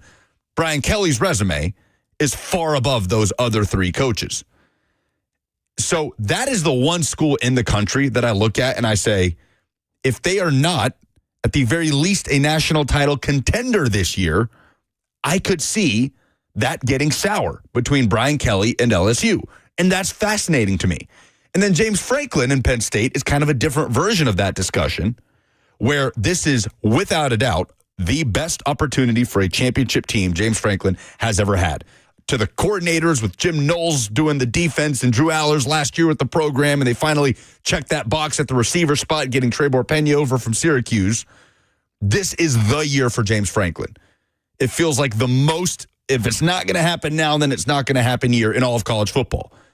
So what does that look like for Penn State if he doesn't get over that hump? If he, say, doesn't even crack the top 4, doesn't make a college football playoff semifinal, can you really part ways with James Franklin, your head coach that's brought you a multiple Big Ten or one Big Ten championship at least and multiple 10-plus win seasons and has you in the discussion? Would you really part ways because he doesn't? Quite literally, the definition of the grass may not always be greener. So I'm fascinated by those two in particular. Like, I think LSU can find a better coach than Brian Kelly. And I don't think Brian Kelly's a bad coach. Brian Kelly has coached in a national championship. Now, he got smacked around, but there's a couple of different reasons why I think that happened to that Notre Dame team against Alabama a couple of years ago. It's been more than a couple, but you understand my point. At LSU, it has been underwhelming. His biggest difficulties has honestly been, and I think Pate may have pointed this out, they struggle in week 1 more than anything, whether it's circumstances that are completely within their control or, last-second finishes that just go not their way. Their utilization of the transfer portal this year to supplement their wide receiver room is also going to be fascinating here because LSU, more than any other program, save Ohio State, I think organically finds the best wide receiver talent in the country. And the state of Louisiana has a great many of those players, but this year they went through the portal to be able to supplement it because they really only return Aaron Anderson, who had 61 catches for 884 yards and 5 touchdowns last year, which is good, but you obviously need more than one. Garrett Nussmeier is going to be the reason that if they are to be put over the top, he is going to be a big reason why he's one of the Heisman Trophy frontrunners for the 2025 season. All right, so what does it mean for you to be LSU to be a national championship contender? Because I would argue that the 12-team field does not, in and of itself, in the same way that I've argued previously that the Pittsburgh Steelers, when they get in the playoffs, should be considered Super Bowl contenders. There is a bit of a wider gulf between college football programs, at least in the first sample size, that made the playoff versus people who should actually be considered contenders. He has yet to have a 10-win regular season as the head coach at LSU. His first 2 years, they won 10 games, including wins in the Citrus and ReliaQuest Bowl, respectively. I mean, this is a coach who led an LSU team that had just a ridiculous record-breaking offense with Jaden Daniels, Malik Neighbors, and Brian Thomas Jr. And the defense was so poor that they lost 4 games in that season. Lost 3 games, went 9-3 in that season with the bowl win over Wisconsin in the ReliaQuest Bowl. So last year, they fixed a lot of the defensive issues. But then it tilted the other way. They couldn't run the ball efficiently enough. It put Garrett Nussmeier in a lot of tough situations. It led to turnovers. So can they just meet in the middle somewhere with this LSU team and get both going on that same wavelength that elevates them to a team that's in the college football playoff semifinal? LSU also hasn't had a top 5 recruiting class since the class of 2023. That's not the standard of LSU recruiting as well. You mentioned the week 1 struggles. They've not won a game in week 1 in the Brian Kelly era. Right. They went 0-2 against FSU and then lost that game against USC in Vegas, a USC team that ended up going, 6-6 last year? You know who they have week 1 this year? Headed to Clemson to play another national title contender. No. And arguably, depending on which sportsbook you look, a national title favorite. Yes. Yes, another Heisman contender and Cade Klubnik. To me, what's the most interesting week 1 matchup, bar none, in the college football regular season. So he's 29-11 with an SEC West title, if you want to look at it that way. I know we've moved away from considering those things, but that's 3 years at LSU, 29-11. Where they got blown out in that game against Georgia. Well below the standard. I still think, I think that Brian Kelly is better at this than Lane Kiffin, though. Yeah, and I think that Brian Kelly is better than, at least early returns in the SEC. I think he's better than Kalen DeBoer. This year could change. I mean, there's not many coaches in the best league in college football that I would rank below Brian Kelly. He's more interesting here to me than James Franklin. Who's the third, by the way? Florida. For a lot of the reasons we discussed yesterday around Billy Napier and the discussion around him going into this year with DJ Lagway and that same schedule that you had last year. The schedule last year gave Billy Napier grace. All right, he dug out and won 7 games against that schedule. I wonder how that schedule will work against him this year. because the expectation will be higher. The expectation last year was the basement, that Florida would bottom out and he would get fired. They played above that level. The expectation is higher this year for Billy Napier. So they're not a national championship contender to me, but they're they are a weird fascinating one that you team. want to see what happens with them. And USC would be up there too, just continuing that Lincoln Riley experiment. I think it's USC. I think USC edges out Florida just in terms of like across the country, across the college football consuming country. Lincoln Riley, I don't know. I mean, it just depends on what USC wants out of its football program. He has underwhelmed, I would argue, more than either of those two that you've mentioned. More so than James Franklin, more so than Brian Kelly. I think Lincoln Riley is the biggest disappointment in college football. But I'll tell you this, they are cleaning up in recruiting. Okay, that's fine. And they have the number 1 recruiting class in 2026. They had a Heisman Trophy quarterback and a number 1 overall pick, and they couldn't make the playoff with him. Yeah, no, for sure. And that's supposed to be his thing. It's show me time. Like the Lincoln Riley thing to me is an indictment because of this. There are things. So Josh Heupel's side of the ball is what? Offense. What is the best unit on the Tennessee football team right now? It's the defense, yeah. The fact that the unit that he is not overwhelmingly responsible for has continued to get better year in and year out, and that he can be left alone to his own devices to figure out that other side. Obviously, that's a credit to the coaching staff that he's put around him, but it's also a credit to Josh Heupel hiring the right people and making sure that everybody's on the same page.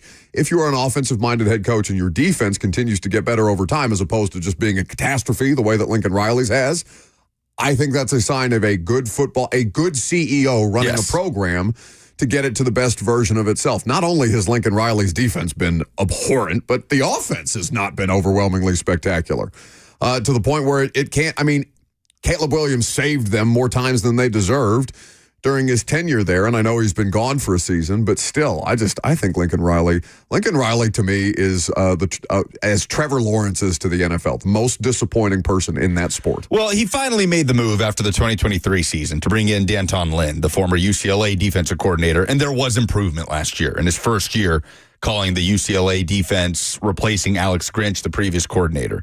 There was absolutely improvement. So they bring back Jordan Maiava, who will be the starting quarterback, or Jalen Maiava, excuse me, at USC. Their schedule will be fascinating as well. He's absolutely up there.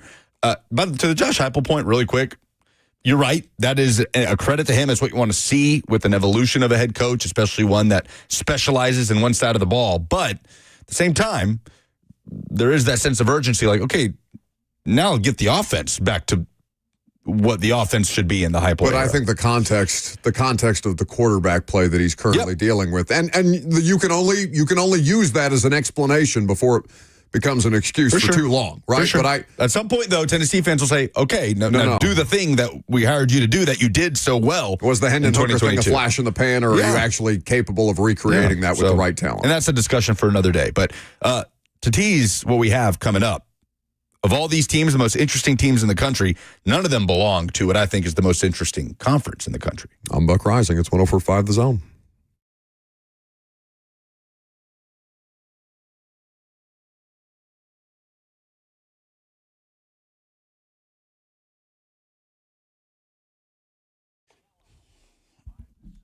Friends, it's Lucas. If you're new to Nashville or you've been here a while, odds are you've got a clean-out project that is long overdue. We're sitting here in about mid-July, and the most reliable folks I know that can help you get that done are the people at J&J Services. For over 2 decades, J&J Services have been providing dumpsters for local businesses, construction sites, home clean-outs, and demolitions. They provide commercial dumpster service for your favorite restaurants and convenience stores, and they provide roll-off dumpster service for everyone, from 60-story high-rises to your neighbor's farm. J&J Services can offer trash compactors, making those large loads a little bit smaller, and they can supply you with porta potties if you're having a special event. For the safest, most reliable service you can get in Middle Tennessee, call them today for a free quote at 615-599-7778. That's 599-7778. JNJServices.com, where they always keep it trashy.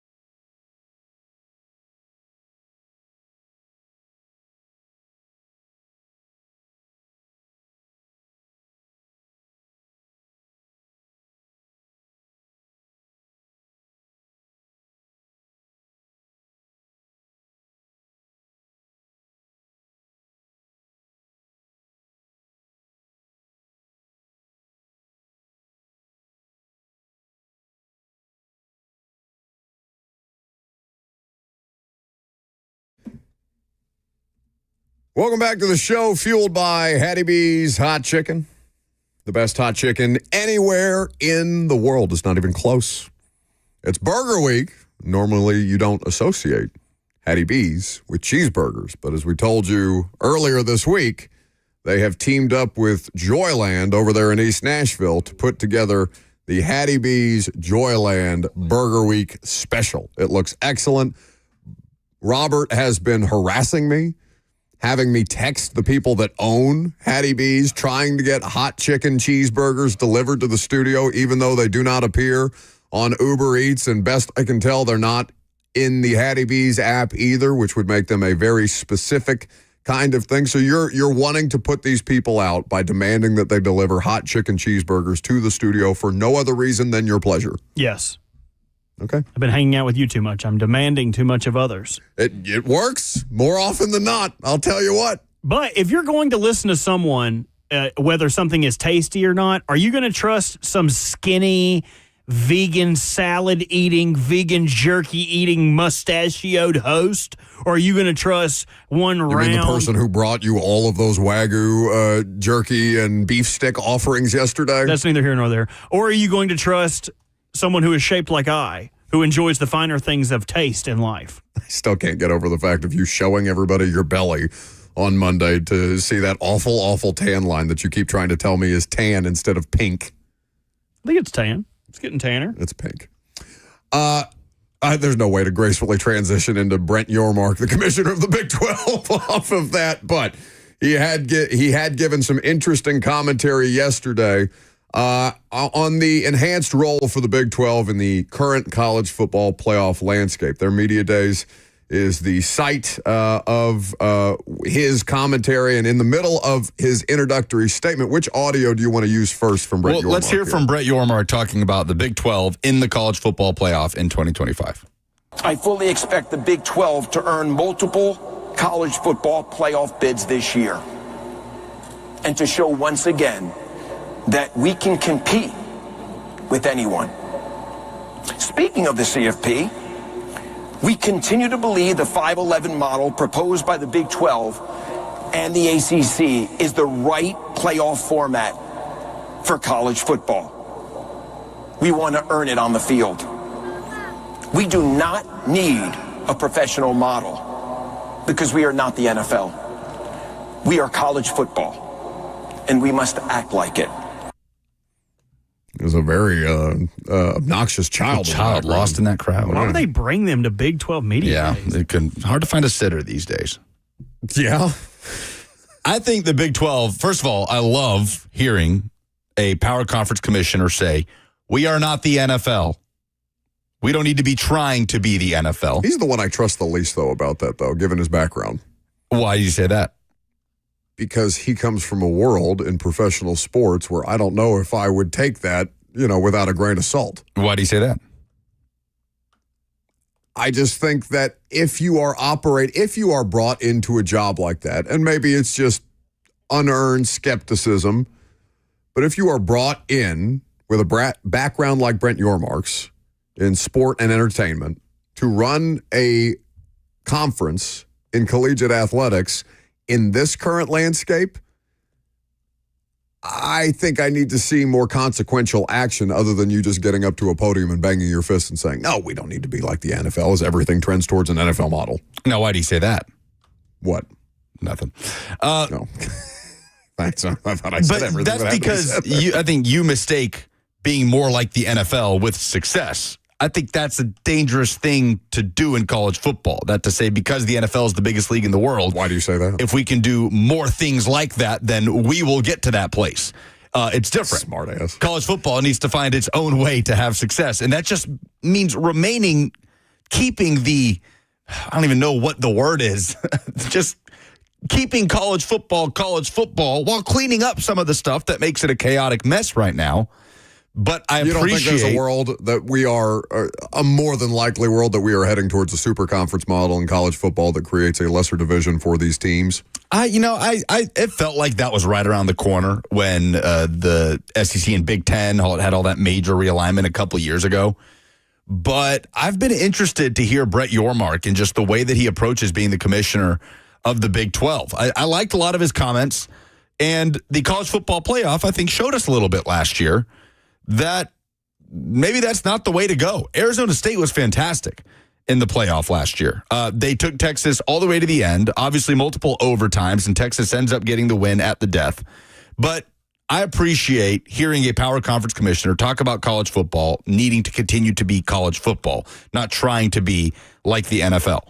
The Big 12 also is, in my opinion, the most interesting conference in the country. There is no power conference with more volatility, with more parity, with more teams that could feasibly win it than the Big 12.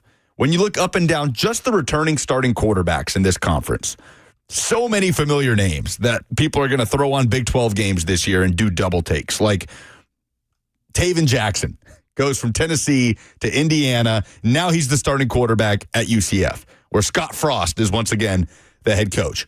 And to keep it with the Tennessee thread, Kaidon Salter, former four-star, was recruited to Tennessee by Pruitt, was kicked out for off-field stuff by Heupel, has great success at Liberty. Now he's competing with a five-star freshman at Colorado to be the starting quarterback for Deion Sanders. And then there's the returning guys like Sam Leavitt of Arizona State, like Rocco Becht of Iowa State, like Jalen Daniels of Kansas, Avery Johnson of Kansas State, Josh Hoover of TCU, who Tennessee allegedly kicked the tires on after the Nico saga wrapped up. There are more... Saga. What'd I say? Saga. What'd I say, Bert? You going to make America sad again, or how? Potato, tomato. Okay. Can you not say saga, really? You can say saga. Remember, Remember, it sounds like the gaming system. It Sega. sounds like you're talking about Gonzaga. remember Connor Wegman? Yes, he's been in college football for 100 years. Texas A&M quarterback, got hurt last year. That opened the door for Marcel Reed. He's the quarterback at Houston now. Okay. So these guys are all over the place. I think the Big 12, hell, Texas Tech, Baron Morton is the guy that they said, no, we'd rather have him than Nico. When Nico was in the portal, I think there are more draftable quarterbacks in the Big 12 for the 2026 draft than any other conference in the country. It's wide open. I mean, you could count on two hands the amount of teams that could feasibly win it. And what the hell is Oklahoma State going to do after bottoming out last year? 3 wins in the Mike Gundy era. Treasured Mike Gundy, program legend, former player, all this great success as their head coach for now 2 decades. How do they bounce back from a 3-9 season? It's a fascinating conference to look at. And Brett Yormark did something really interesting this year as the commissioner of the Big 12. And he talks about it here on why he didn't want to have a preseason media poll. Well, it was the coaches poll for our conference, and I think it disadvantaged Arizona State last year. They were picked 16th, and I think that hurt them. And Scott Draber, our chief competition officer, and I discussed this. I think there's no value. And I also feel that with the transfer portal and with roster management and what goes on, you know, as you build that roster, no one knows what they really have. They know what they have on paper, but it hasn't played out. And that was the case with Arizona State last year. So I don't know if it's a trend or not, but certainly it's the right thing for the Big 12, and I'm glad we did it. But thank you for your question. Are you buying that? Buying what? That the preseason poll? Like them being ranked 16th in the preseason poll. And he's saying the preseason coaches poll. Yeah. I heard the perception of Arizona State during their playoff push. Do you think that's legit? I don't know. I mean, it's impossible to say, right? You can't enter the minds of the College Football Playoff Committee and discern that. Brett Yormark knows a great deal more about how these things are run and how these things are viewed and how these things are done than both of us, obviously. But I hear that and I think just kind of straw man, like you're making issues out of things that don't need to be made issues. They made the playoff.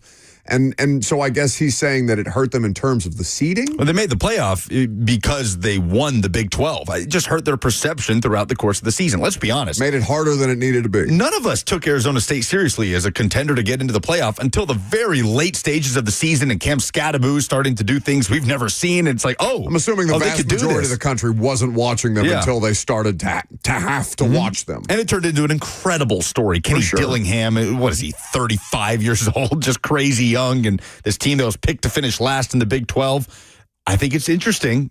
No, I do too, but I don't know. That doesn't seem like a real fight for him to need to be fighting. In this era where it's so subjective, what team is better than what in college football, where the playing fields are all over the place, right? Another reason why There should be no discourse related to college football should try to be more like the NFL. Playing fields are up here and over here and over here for every conference, for every football team, the resources they have or don't have. And in a sport where it's subjective, which teams get in and get that opportunity, Sure.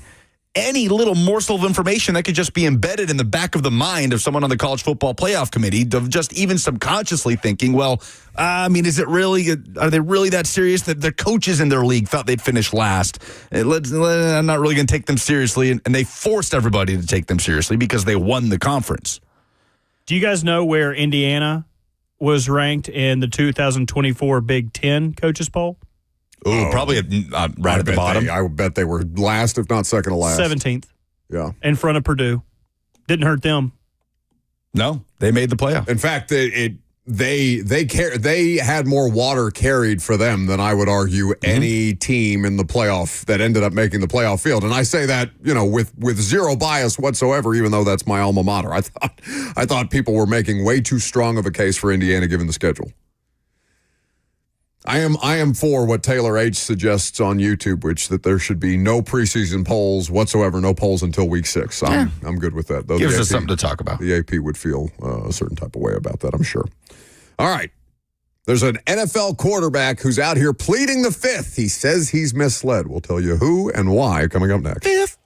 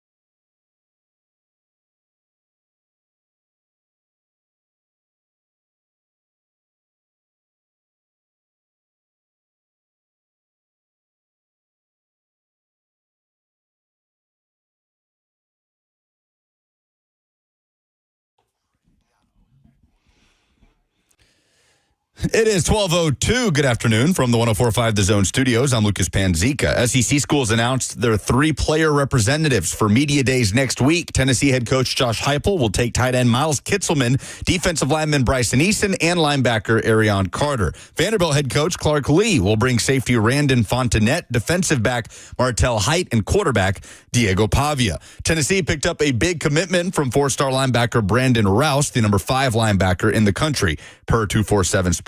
In NFL news, Rick Stroud reports the Tampa Bay Bucks will have to start the season without all-pro left tackle Tristan Wirfs, saying he will likely miss the first couple games after undergoing knee surgery. The Titans travel to Tampa for joint practices during the preseason.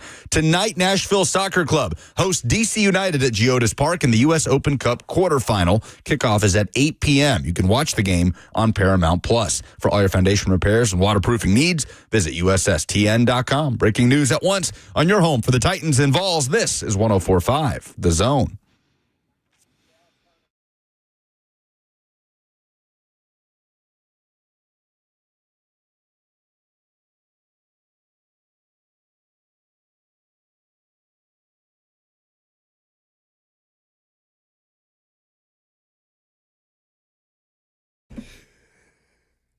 So Kirk Cousins feels misled.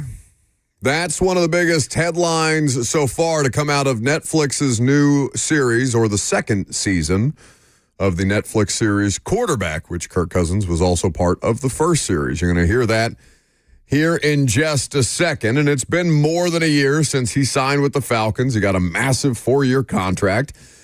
But he still is voicing some level of, I don't know, is it unfair to call it bitterness about the way that transaction went down? Yeah, a little level of slight disdain. Buyer's remorse, perhaps? I mean, they're the ones that did the buying.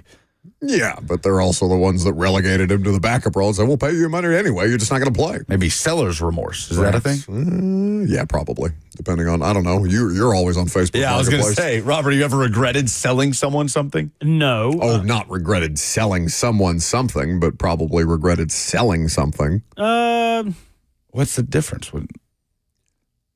I mean, in terms of like, he probably didn't have regret about selling somebody a bad or poor product, but he probably had some level of seller's remorse after the fact because he missed whatever it was that he sold. Seller's remorse sounds like something that South Carolina might have to deal with if one of his sellers doesn't. That's good. That's good. Let's hear Kirk Cousins from the Netflix documentary Quarterback. Wasn't expecting us to take a quarterback so high. At the time, it felt like I had been a little bit misled, or certainly if I had the information around free agency, it certainly would have affected my decision. I had no reason to leave Minnesota with how much we loved it there if both teams are going to be drafting a quarterback high. But I've also learned in 12 years in this league that you're not entitled to anything. It's all about being able to earn your spot and prove yourself. What is that music in the background? That's just documentary music. Okay. I have not watched any of the documentary season 2, Quarterback season 2. I haven't seen much conversation about it. It just recently came out though, right? No, it came out like yesterday, okay. two days so ago. I wasn't sure how long it might have been out there. I saw some Jared Goff clips though at some point in the last couple of weeks. Maybe that was just like a teaser type situation. Anyway, Brandon says it's good. He binged the whole thing last night. I'm Joe sure it's Burrow not bad. is an interesting guy. Yeah. I did see the Joe Burrow meltdown rant after the Titans win. Remember the Titans game here? What did you think of that? Because I had some very anti-Joe Burrow thoughts in the middle of that clip. I hated it because that's how I would want my quarterback to act. Yeah. I just hate that he's just... What did you not like? I didn't like the fact that he's bitching about 8 penalties when he threw 2 picks in that game. That's true. I mean, he's just saying we have to be better. What do you mean? He's saying we have to be better. In the middle of his rant while he's yelling at Zach Taylor, he brings up, we jumped off sides like 8 times. Okay, your 2 interceptions also didn't help. I mean, I'm with Robert. That's how I want my starting quarterback to act after a 10-point win. Don't say I'm with Robert while I'm defending a Bengal. We can't have that. Let me poo-poo on Joe Burrow really quickly. Oh, I can't have my Batmobile because my house got broken into. Somebody's broke. Somebody's broke. Sounds like a Richie Rich issue. All right, let's focus on Kirk Cousins here. I appreciate that he has the context and the perspective to say, I've been in this league long enough to understand that you earn or you get what you earn. I think these words are a bit hollow from Kirk Cousins, given who Kirk Cousins is. The most important thing in Kirk Cousins' career has been contract negotiations. Kirk Cousins has been on the forefront of things like guaranteed contracts and mercenary type approaches to free agency. Even though he dresses like a substitute teacher and things like that, like Kirk Cousins is about the money first and foremost. So he's got the money, but he doesn't have the playing time. I don't think that Kirk Cousins, who's out here doing deals the way that Kirk Cousins and his representation have, get to look back after the fact and be like, but they gave me my money, but I don't get to play. Ah! They did the right thing by drafting a quarterback because you're old. It doesn't matter how much money they paid you. You got the contract terms that you demanded. If they felt the need as an organization to hedge their bets against you, who's coming off an Achilles tear and has a couple of good games at the start of the season, that fades very quickly down the stretch and also due to injury. Apparently, ankle injury reported. I don't know how connected it was to the Achilles tear or issues post-Achilles tear, whatever the case may be. But Kirk Cousins got the thing that Kirk Cousins wants. It's the money. So now, after the fact, he's going to go and make it a big deal about the Falcons organization afterwards. I don't care to hear that from Kirk Cousins, of all people. Kirk Cousins also wants to play, and I think cool. When you're brought to a place with a 4-year, $180 million contract and moving your family into the next phase of your career, then you're brought to a place to be the starting quarterback. Like, sure. I get what you're saying, and I understand that, to quote Don Draper, that's what the money is for. But I also can sympathize with Kirk Cousins feeling like the plan that the organization wasn't necessarily transparent with him when it came to the overall plan for him at the quarterback position. They planned to make him their starting quarterback, and then they decided at some point during the pre-draft process, we'd like this Penix guy too. That's not a bad idea. I don't think that Kirk Cousins was outright deceived or not given the full extent of the information. Were they supposed to share their entire draft strategy with Kirk Cousins coming in?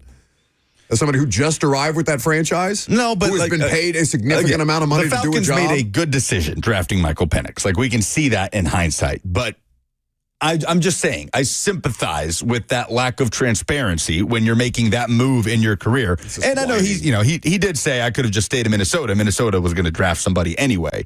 He is at that age where any team that you play for has to have some sort of contingency plan for the future at the quarterback position.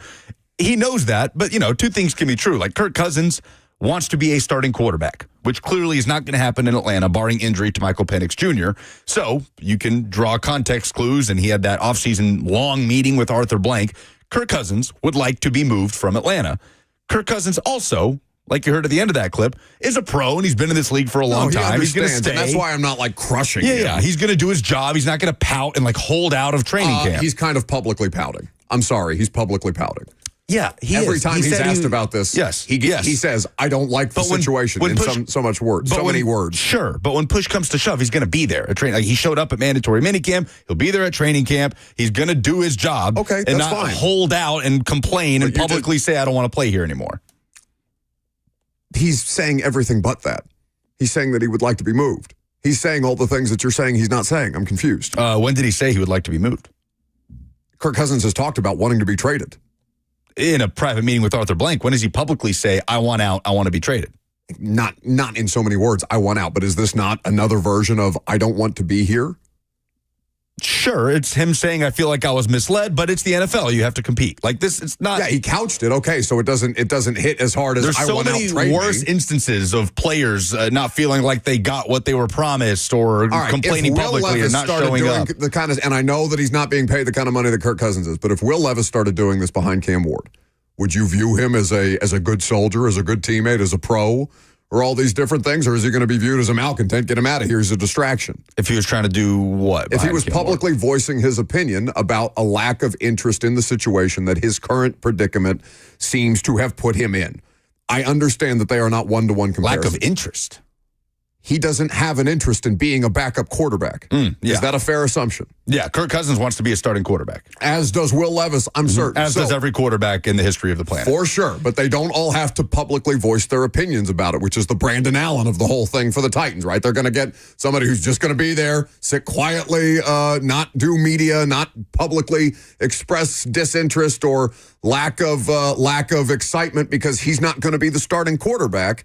Will Levis is a young enough player in his career where it's completely understandable that he would want to play somewhere else. Will Levis has handled this better than Kirk Cousins, even though the situation is not one-to-one.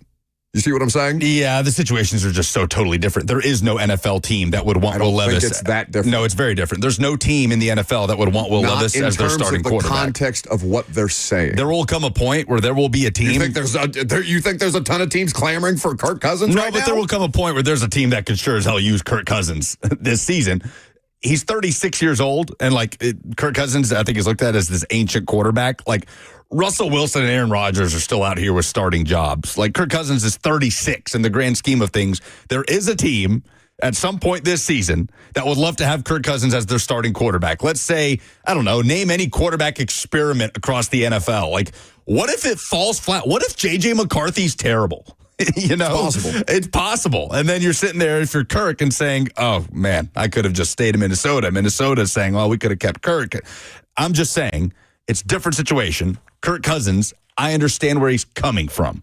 To sign that deal and feel like you're about to be this team's quarterback. You can understand where he's coming from and still not be interested in hearing it from Kirk Cousins. I think you can hold that opinion, and I can still hold that opinion. Because if I'm Kirk Cousins, I would also want out. I'd want to be a starting quarterback. And, if I'm Will Levis, yeah, I want a fresh start somewhere. But, if you're Will Levis, what grounds do you have to stand on to say that? No, and that is the biggest differentiation is that Kirk Cousins has been a successful NFL player. Will Levis has yet to be anything close. But I'm saying, Tannehill. Tannehill is a more apt comparison for this, where they drafted in 2 separate years, 2 different quarterbacks to eventually take over the job from him. And he expressed some level of, that's not ideal, but that's my job, and I'll go along with it. And it's not quite as public as what Kirk Cousins is doing, right? Yeah, he didn't do a documentary. Well, that's the other thing. See, Kirk Cousins is not dumb about the platforms that he chooses to offer these opinions. Anyway, the Titans. ESPN thinks that they have the worst skill group in the NFL. We'll talk about it next.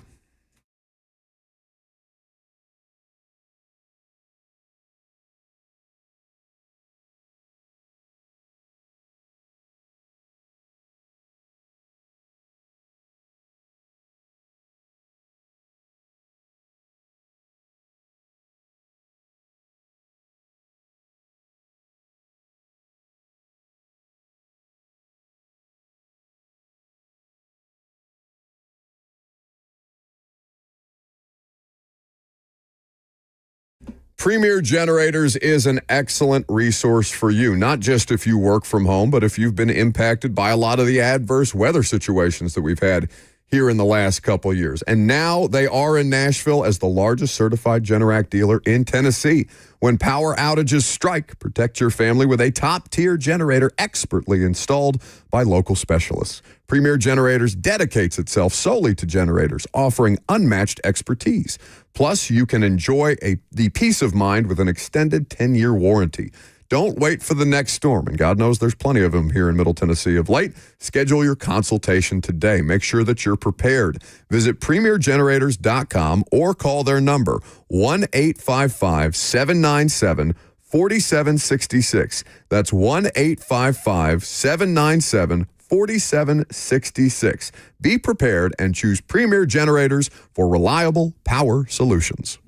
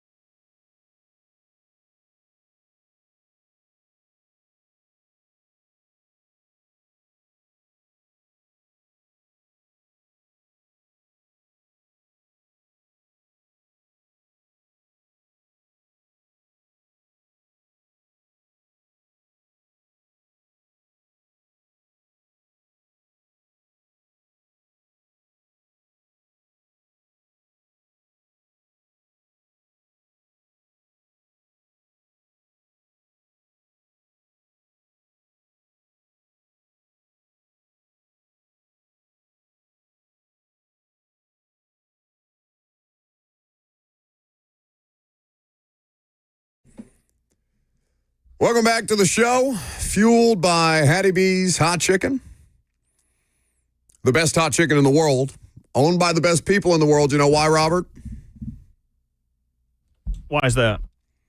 You wanted the Hattie B's Joyland collaboration Burger Week cheeseburgers at the studio today. And I said, okay, I'll see what I could do. I went and looked on Uber Eats because Joyland's on Uber Eats. I didn't see them there. I went on and looked on the Hattie B's app. Not on the Hattie B's app. I texted Nick Bishop and our buddy Anthony. I said, where do we have to go to get these cheeseburgers? The boys are wanting to sample your wares on the air to celebrate Burger Week. And Nick Bishop, the man, one of two Nick Bishops, junior and senior, who own Hattie B's, texted back, no, but we can pick them up and bring them to you. Does tomorrow work? Oh, it does work. So does Friday. What, do you want them both Thursday and Friday? Well, we could just double up. They could bring some in. We'll throw them in the freezer. We'll reheat them, whatever they want to do. So they've got the Southern Smash Up, which is a single Joyland cheeseburger on a butter toasted bun with Hattie B's bacon-laced pimento cheese and hot fried pickles, plus shredded pickle slaw and special sauce. And then they've got the Honky Tonk Heap, which is fries, Hattie B's and Joyland fries mixed, featuring pickles, okra, chicken skins, French fries, pimentos, and served with that incredible Hattie B's Drinking Buddy beer cheese. I did not request the fries. Do you want fries too? Clean up aisle me. Jesus. Let's just go burgers. You shut up. You keep him out of here. No, that burgers are fine. Unless he wants to bring them. I'm so glad that you can be satiated with cheeseburgers from our hot chicken overlords at Hattie B's. We're very grateful.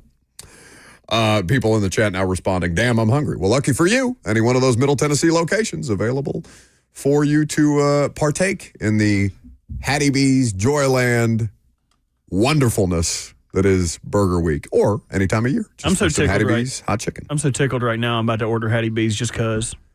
Well, you can do that as well via the app. 615-737-1045. ESPN thinks the Titans skill group is the worst in the league. We'll get to that in a second. Darrington is up first. Hello there, my good friends. How are we doing today? We're well. How are you? I'm ecstatic. I have a little issue your comments you was making about Kirk Cousins there, my guy. If not mistaken, last year, wasn't it his year coming off of his torn Achilles? It was. So if I'm not mistaken, when people have injuries such as the L's and ACLs, isn't it also noted that it takes at least a year for the player to get back to their normalness of playing at the level that they were? Typically. Okay, so we can just say we can possibly toss last year's season up for Kirk as a comeback season. So this will be the season that will count the most.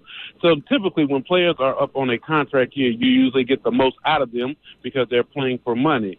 Once player says get so money, then if he does not play up to the money, then you dog the player out because they're getting paid and they're not giving what they're supposed to be giving. In this particular situation, Kirk has already been paid, and now he is trying to give what he has figured that he has earned. And it seems like that you are criticizing him for actually wanting to do what he is paid to do. Am I misinterpreting your statement by that remark? I think it's a reasonable argument. I don't completely disagree with your premise. Thank you for the call. It's not that I don't take issue with Kirk Cousins wanting to do the job that he's paid to do. That's not my criticism. My criticism of Kirk Cousins is that he is pretending that he was sold a false bill of goods. And I don't believe that to be the case. How would that not be the case? Because I don't think that their intention when they paid Kirk Cousins as much money as they did was to draft Michael Penix number 8 overall. Sure. They had no idea that Michael Penix would be there at 8 overall. Yep. They could have liked Michael Penix in the draft process and did not feel the need to disclose that to Kirk Cousins because why would you? Hold on. Were we not all blindsided when they drafted Penix? Blindsided, yes. You were upset. I completely understood it. Like, we were shocked. It was the shock of the draft. It was, absolutely. Right. So, but that doesn't mean that it wasn't the correct decisions. No. Again, I like the decision. You didn't. No. In hindsight, I have information now. Okay. No, at the time, I was like, what are you doing? Now, I'm like, that's the smartest move in a first round that I think I've ever seen. It's a good decision by the organization. But from Kirk Cousins' perspective, of course you're going to feel like you were sold a false bill of goods. But he wasn't. But of course he's going to feel that way. But you're given $180 million contract. Based in reality. They are just feelings. And he is entitled to feel whatever feelings he wants to, and I'm entitled to say those feelings if any one of us silly. If any one of us got a job and the money is there and you're excited and you've got the money and you're ready to do this job, and then they hire someone over you at the last minute, you would feel like you had the rug pulled out from under you. Of course Kirk Cousins feels that way. But he has since been provided with enough reason and fact-based logic that was not the case, and he's still out here complaining about it. That's not what happened to Kirk Cousins. That's a straw man that he's presenting, and he continues to. That's exactly what happened to Kirk Cousins. It's not what happened to Kirk Cousins. It doesn't mean we have to criticize the Falcons. He was not lied to by the organization about a quarterback that was drafted. He said he was misled. Yep. What's the difference? He was misled. He was given a $180 million contract to go be a starting quarterback, and then they drafted a starting quarterback. Because one happened to be sitting there at 8. And he was still the starter, by the way, when Michael Penix was drafted. Yes, and it was a good decision by the Falcons. So this is a complete and total straw man. Of course he feels misled. Of course he does. How could he not? How could he not feel misled? Because the information is there to say, we didn't mean to do this to you. It's just what happened. Get over it. You still get your money. What a ridiculous thing for you to argue. He was brought to Atlanta to be the starter, and now he's not. Like, of course he feels that way. Again, yeah, because he's old. His Achilles wasn't working right. His play suffered as a result. Which is why it was a good decision. Were smart to have a situation They were smart. that is not pulling the rug out from under Kirk Cousins. Any NFL institution or organization would be wise to do the exact same thing. What makes Kirk Cousins so special here? Nothing. It's a good decision. You're right. But players get the rug pulled out from under them all the time, and it could be a good decision by the organization. So both things can be true. Kirk Cousins can reasonably feel like Kirk he was Cousins misled, does not and the need Falcons to can have still made the right be call. With the information, armed with the information that he was not actively misled, and whether or not he believes the organization is a different conversation. He doesn't have to believe the Falcons, but there is enough fact-based information out there to say, no, Kirk, this is just happenstance, and you are allowed to complain about it if you want to. They're clearly okay with Kirk Cousins getting out there and whining and bitching and moaning every time he gets a microphone in front of him about this, but it doesn't mean that he was actively misled. It's a straw man. If you were in his shoes, you would have felt the exact same way. No, if I was in his shoes, and if you were in his shoes, you'd take the money and you'd shut the hell up and you'd go away. That's exactly. You have actively longed for being but I'm not a competitor. Like we get out there. I play these Tuesday night soccer games, and like one dude is going like 90% effort going after a ball, and I'm like, all right, you go ahead, bud. I'm not trying to do all that. You want to talk about the fact that ESPN hates the Titan skill position group? Or do you have something to tell people about first?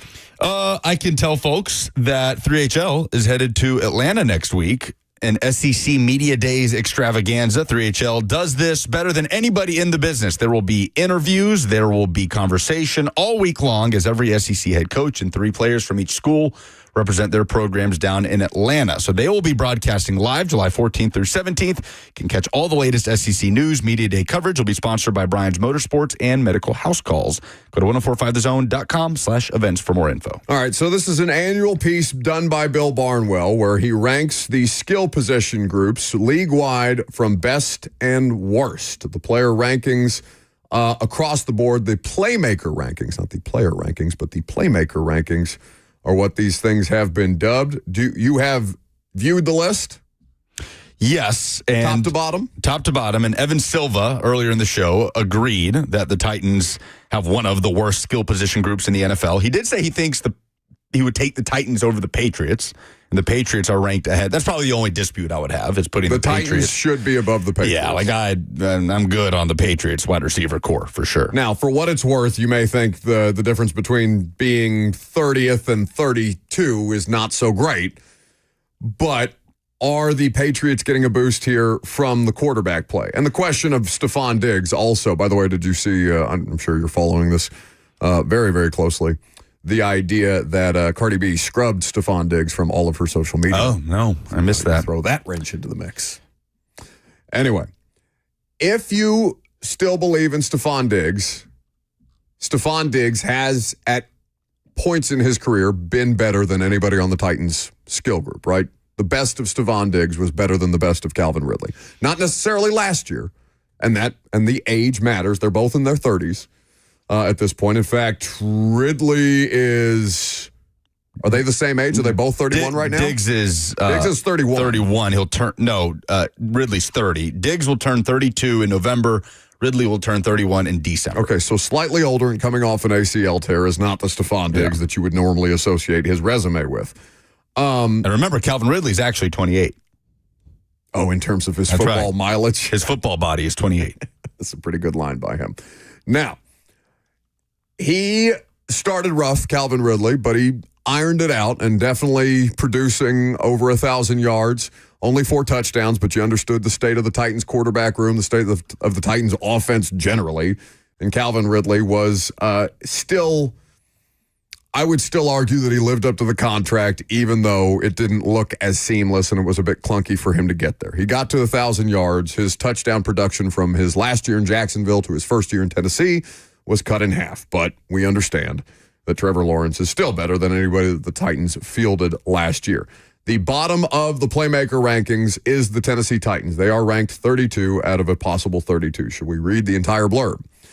Tony Pollard looked better than he did while recovering from a fractured fibula with the Cowboys in 2023, but Tennessee's lead back ranked 20th out of the 23 players with at least 200 carries in success rate.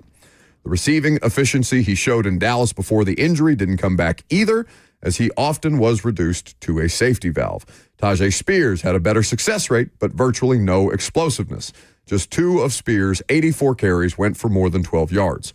The hope will have to be that an improved offensive line and another year under legendary assistant coach Bill Callahan will unlock the run game, all of which, by the way, are fair criticisms. Tony Pollard had to be a safety valve because they had to keep Tony Pollard in to help block or chip, and then if he ends up catching a dump off, well, then that's fine.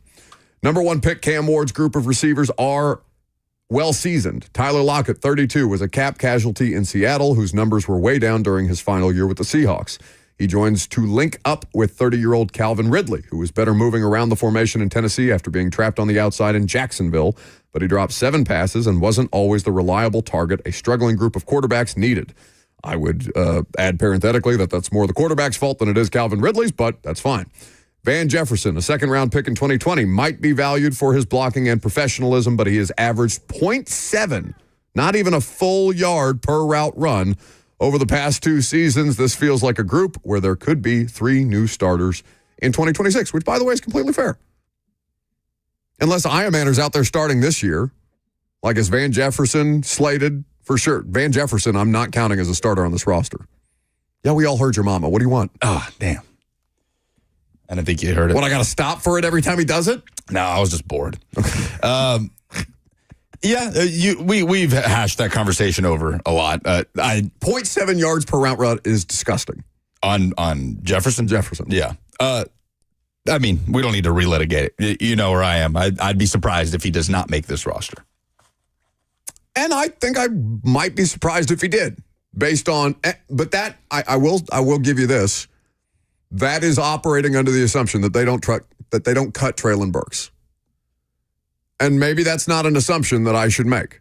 I guess these rookies, if they are to go heavy with the rookies and relying on them this season, what would they have to show in preseason and training camp? How good would they have to be for you to cut a guy like Van Jefferson that I understand he's there for basically what amounts to vet minimum, but again, that you have a sample size of in the NFL that you don't have on these rookies. And rookies can flash in training camp in the preseason, but Jaquan Jackson flashed in training camp in the preseason last year, right? He had some nice moments in the return game in the preseason. He had that 70-yard touchdown against the Seahawks where he outran the entire defense. That didn't turn into anything. To me, it's a risky proposition to rely heavily on completely unproven rookies over a guy that you at least have a sample size of what he is in the NFL. The easy counter to that argument is, why the hell do you want Van Jefferson getting reps when these rookies need them more? You're going to be taking your lumps in this season anyway. For sure. So I'm talking about not including him on the roster. Yeah, I don't need 2 of them. I don't need 2 shells of former wide receivers that are good locker room guys and professionals and understand. Tyler Lockett is the better of the 2, even if he's not the best version of Tyler Lockett anymore. I don't need a Van Jefferson and a Tyler Lockett, even though I understand they don't play the exact same position. I feel like there's room for both here. There really isn't. Bryce Oliver may be worthy of a roster spot. Is Van Jefferson, just because Van Jefferson has played in NFL games, and Bryce Oliver now has too, but if Bryce Oliver shows that he has more worth here than Van Jefferson has at this point of his career, I'm not going to make the case for Van Jefferson over Bryce Oliver. I mean, we're talking about Ridley, Lockett, Burks, let's say, because again, it's more expensive to cut him than not. Yeah, it's a lot. Yeah, Burks on there, DK, Io Manor. That's 5, not including Van Jefferson yet. So if you're to keep 6, then you're talking about Van Jefferson or Bryce Oliver or Restrepo or Dow. If you're to keep 7, then to me it's incredibly likely that Van Jefferson's one of those last 2 spots. And Lucas, how many did they keep last year? I legitimately don't remember. On the initial? I think it might have been lighter because they went so heavy at tight end, but I don't have that figure in front of me exactly. I can't remember exactly. I could probably find that out for you. But I think it's a failing proposition. One, I think Bill Barnwell's mistake is factoring Van Jefferson in here as a starter. And he may start week 1. He may be on the initial week 1 roster, and then he may not be on the roster very long after the fact. They kept 6 on the initial roster. Okay. Yeah. DeAndre Hopkins, Calvin Ridley, Tyler Boyd, Traylon Burks, NWI, and Jaquan Jackson. And 5 tight ends. That's right. That was the surprise. It was the 5 tight ends. And for they weren't all ever active at once, obviously, because that wasn't necessary, but they felt good enough about DMR and Odakoya that they felt it necessary to keep them on the 53-man roster basically the whole year long. They may again feel that the tight end position has more to work with than the wide receiver position does, and the numbers may favor tight end. They may feel that they need more corners this year because of L'Jarius Sneed, whatever happens there, for a long-term viability plan here, because I don't know. L'Jarius Sneed, the last time we heard from him was at his football camp, and he was saying that he's as healthy as he's ever been. I don't want to say that I don't trust him that way because he's given me no reason not to. I'm just saying that it's such a hard thing, it seems, for him to be available at this point in his career, just routinely available, that I don't feel like it's wrong to say I'll believe it when I see it. 615-737-1045 is the number. Last call for phone calls. If you've got them, jump in at any point if you want. We'll update the polls. We'll get you out of here and over to Blaine and Zach coming up next.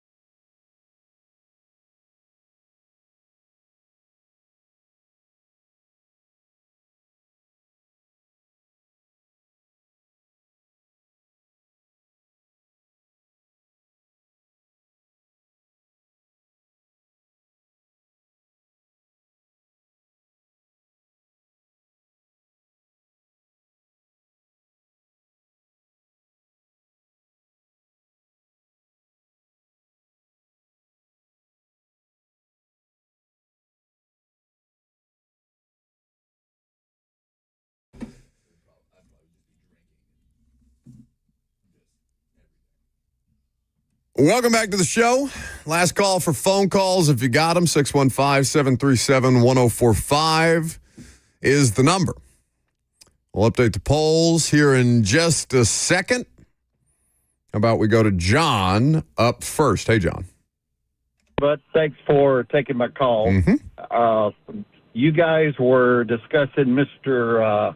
Quarterback that you said was pouting. Kirk Cousins. And so let me give you a different scenario, and please let me finish before you chime in. Turn off his mic, Robert. Don't tell us what to do. You two cut him off first. No. I turned my microphone on so the man could speak. Don't you tell us what to do. No, I'm asking you to turn Buck's mic down so he doesn't cut off John. I cut the caller's mic. Yeah, no, I want to hear the caller, but turn Buck down so he can't interrupt the caller. Thank you. Go ahead, John. Okay. Thank you. Sorry. So you have this other scenario. Buck, you have a contract with Cumulus there, I believe, for X number of years, for X number of dollars. I don't know if you have any incentives. I don't care. That's not part of the scenario that I want to discuss. But so you go on the air, and I remember when you first came on, one of your coworkers, not necessarily on that station, on that slot that you're in right now, but one of the others, the road was not always a smooth road. There was a little bit of word back and forth between you and, I don't care to say, Double D. And so it was kind of rough there at the first, or that's what it sounded like to me as a listener. And then it has calmed down and everything is good. So all of a sudden, Cumulus decides, hey, let's bring Double D and put her on this time slot. And she's going to be the head host. And it's you still there. You still got your money. You still got able to make all of your one-liners and short quips that you want to. But she starts the ball, and the ball starts with her. So, Buck, let me ask you, how are you going to react to that? You got your money. You got your 3 years or 4 years or whatever that is. How are you going to act? Now you're the sidekick, and you're not the head host. I'll hang up and listen. Thanks for the call, bud. Thanks for the call. Is he talking about Dawn? Yeah, I guess so. I assume so. The legendary beef. I guess. I mean, yeah, we like to make fun of each other, but it's never been anything. There's never been any actual listen, contention. John, I understand the point that you're trying to make, and maybe, and I know that answer his question. Come off. Oh, I'd be fine. You would melt down. You would be so upset. You would melt down. You would be. This is ridiculous. This is just unfathomable. You would be so upset. We tried to set this up so Lucas would drive the show, and all I had to do was sit here. I would be so fine. As long as my name's on the show, I can give a damn. Okay, your name's not on the show anymore. Well, then I might have an issue. Well, You'd have a too meltdown. bad, you got your money. Stop complaining. I would have a meltdown then. No, that's a different kind of meltdown, though. You're asking me if I would be okay with being a sidekick? Hell yeah. As long as my name on the show, I don't care. Yeah, you basically are. No, I will say, like, if it was me, that's pretty good. Like, the idea of being Kirk Cousins, getting that contract, and then not having to do the job. That sounds amazing. Yeah, I'm okay with that. Oh my goodness, that's the dream. Like, I think but I'm not a professional competitor. No, but also, like, this is a different arena. So when you have to be me, you don't like driving the show. I don't like just solo dolo. Driving the solo show, right. It is harder for you to be the best version of yourself when you're having to rely on yourself to both set yourself up and drive. Nobody wants to hear me talk to myself for 3 hours. Sure, nobody wants to hear anybody talk to themselves for 3 hours, but that's what that ends up being. It's more difficult. So if you said the option of, well, yeah, you can be a sidekick, how much easier is it for you to be you if you're not the one having to set these things up? And that's fine. Like, that's not an indictment. That doesn't make you any worse or anything like that. But I think that it would be easier for me to be better if I wasn't worried about driving the show. Tyler on the FNM, but like in principle, what he's saying, like you're here to be the guy. It's your show. You are the show. Spotlight's on you. You can keep the money, but no, we don't want the spotlight on you anymore. You're not the guy anymore. I think you underestimate how much I like money. I think you would struggle with that. I'm okay with that. I don't money or clout. If he, yeah, I feel like April Fool's Day. Like we need to do something like this. Yeah. Like, sorry guys, Cumulus shakeup. Like now you're on a different show. Sue-Ann is accusing you of denial. Tyler on the F&M Bank chat says Kirk Cousins needs to embrace his inner Alex Moran, which is a fantastic There's Alex Moran. reference. Off of Blue Mountain State. Blue Mountain State, the backup quarterback. You never watched Blue Mountain State? He never wanted to be the starter. He just wanted to be the backup quarterback so he could hang out and do drugs and sleep with women. That was like his whole thing was like backup quarterback is the greatest job wasn't that ever. like an early Netflix show? I definitely watched it because who's the meathead linebacker? That is Thad. Reacher. Thad the guy who plays Reacher, yeah. Yes. Yeah. I've seen that. He's blowing up now. Yeah. But yeah, that's his whole thing. It's the best job in the world. You're a quarterback, but you're the backup. You get a lot of the glory without having to do any of the work. I think I'd be okay with being a backup quarterback. No. You guys don't think I would be? No, you would not want to help anyone. I like to think I'm pretty self-aware. You don't think? I think I'd be okay. I think your purpose in life is clout. So no, I don't think you'd be okay. As soon as he started making that point, I could see the look on your face and just wanted to. That's pretty funny. But we need a Larry David poll situation. But like if you were a professional athlete, then of course you don't want to be the backup, even if you're getting the money. You want to start. I'm not that. I would love the money with none of the work. But that's not Kirk Cousins. I think I agree with that, but apparently you two don't think that I'm capable of that. So I'll have to take that into consideration. All right. Some polls? Reach. Oh, he's on the phone.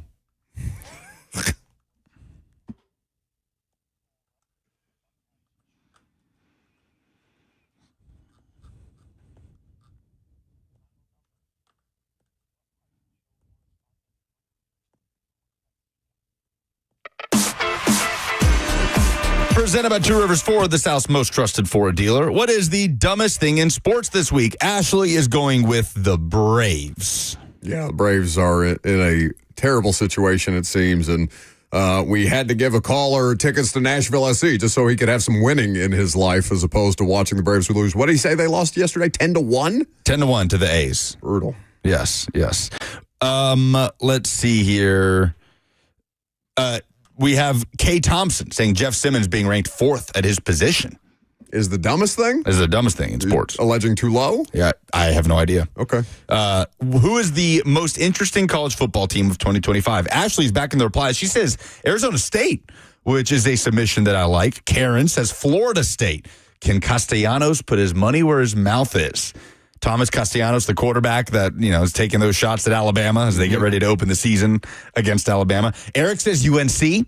Bill Belichick. Kenneth says Texas. Any loss by Arch will be celebrated like that team won the Super Bowl. No, Penn State and LSU are because people are expecting every time Texas wins and Texas to win and Arch Manning to be the Heisman Trophy and then to come out and be the number 1 overall pick. And it just doesn't seem like it's going to go the way that everybody wants it to go around Arch. Andrew says Texas Tech, giving Texas Tech a shout. Sneaky playoff team that can do damage. That's just the whole Big 12. Sneaky playoff Texas team Tech? that can do damage. Yeah. Don't they have an outrageous amount of investment in their roster? do. Like, don't they? But they'd also have the potential to be this year's Florida State, right?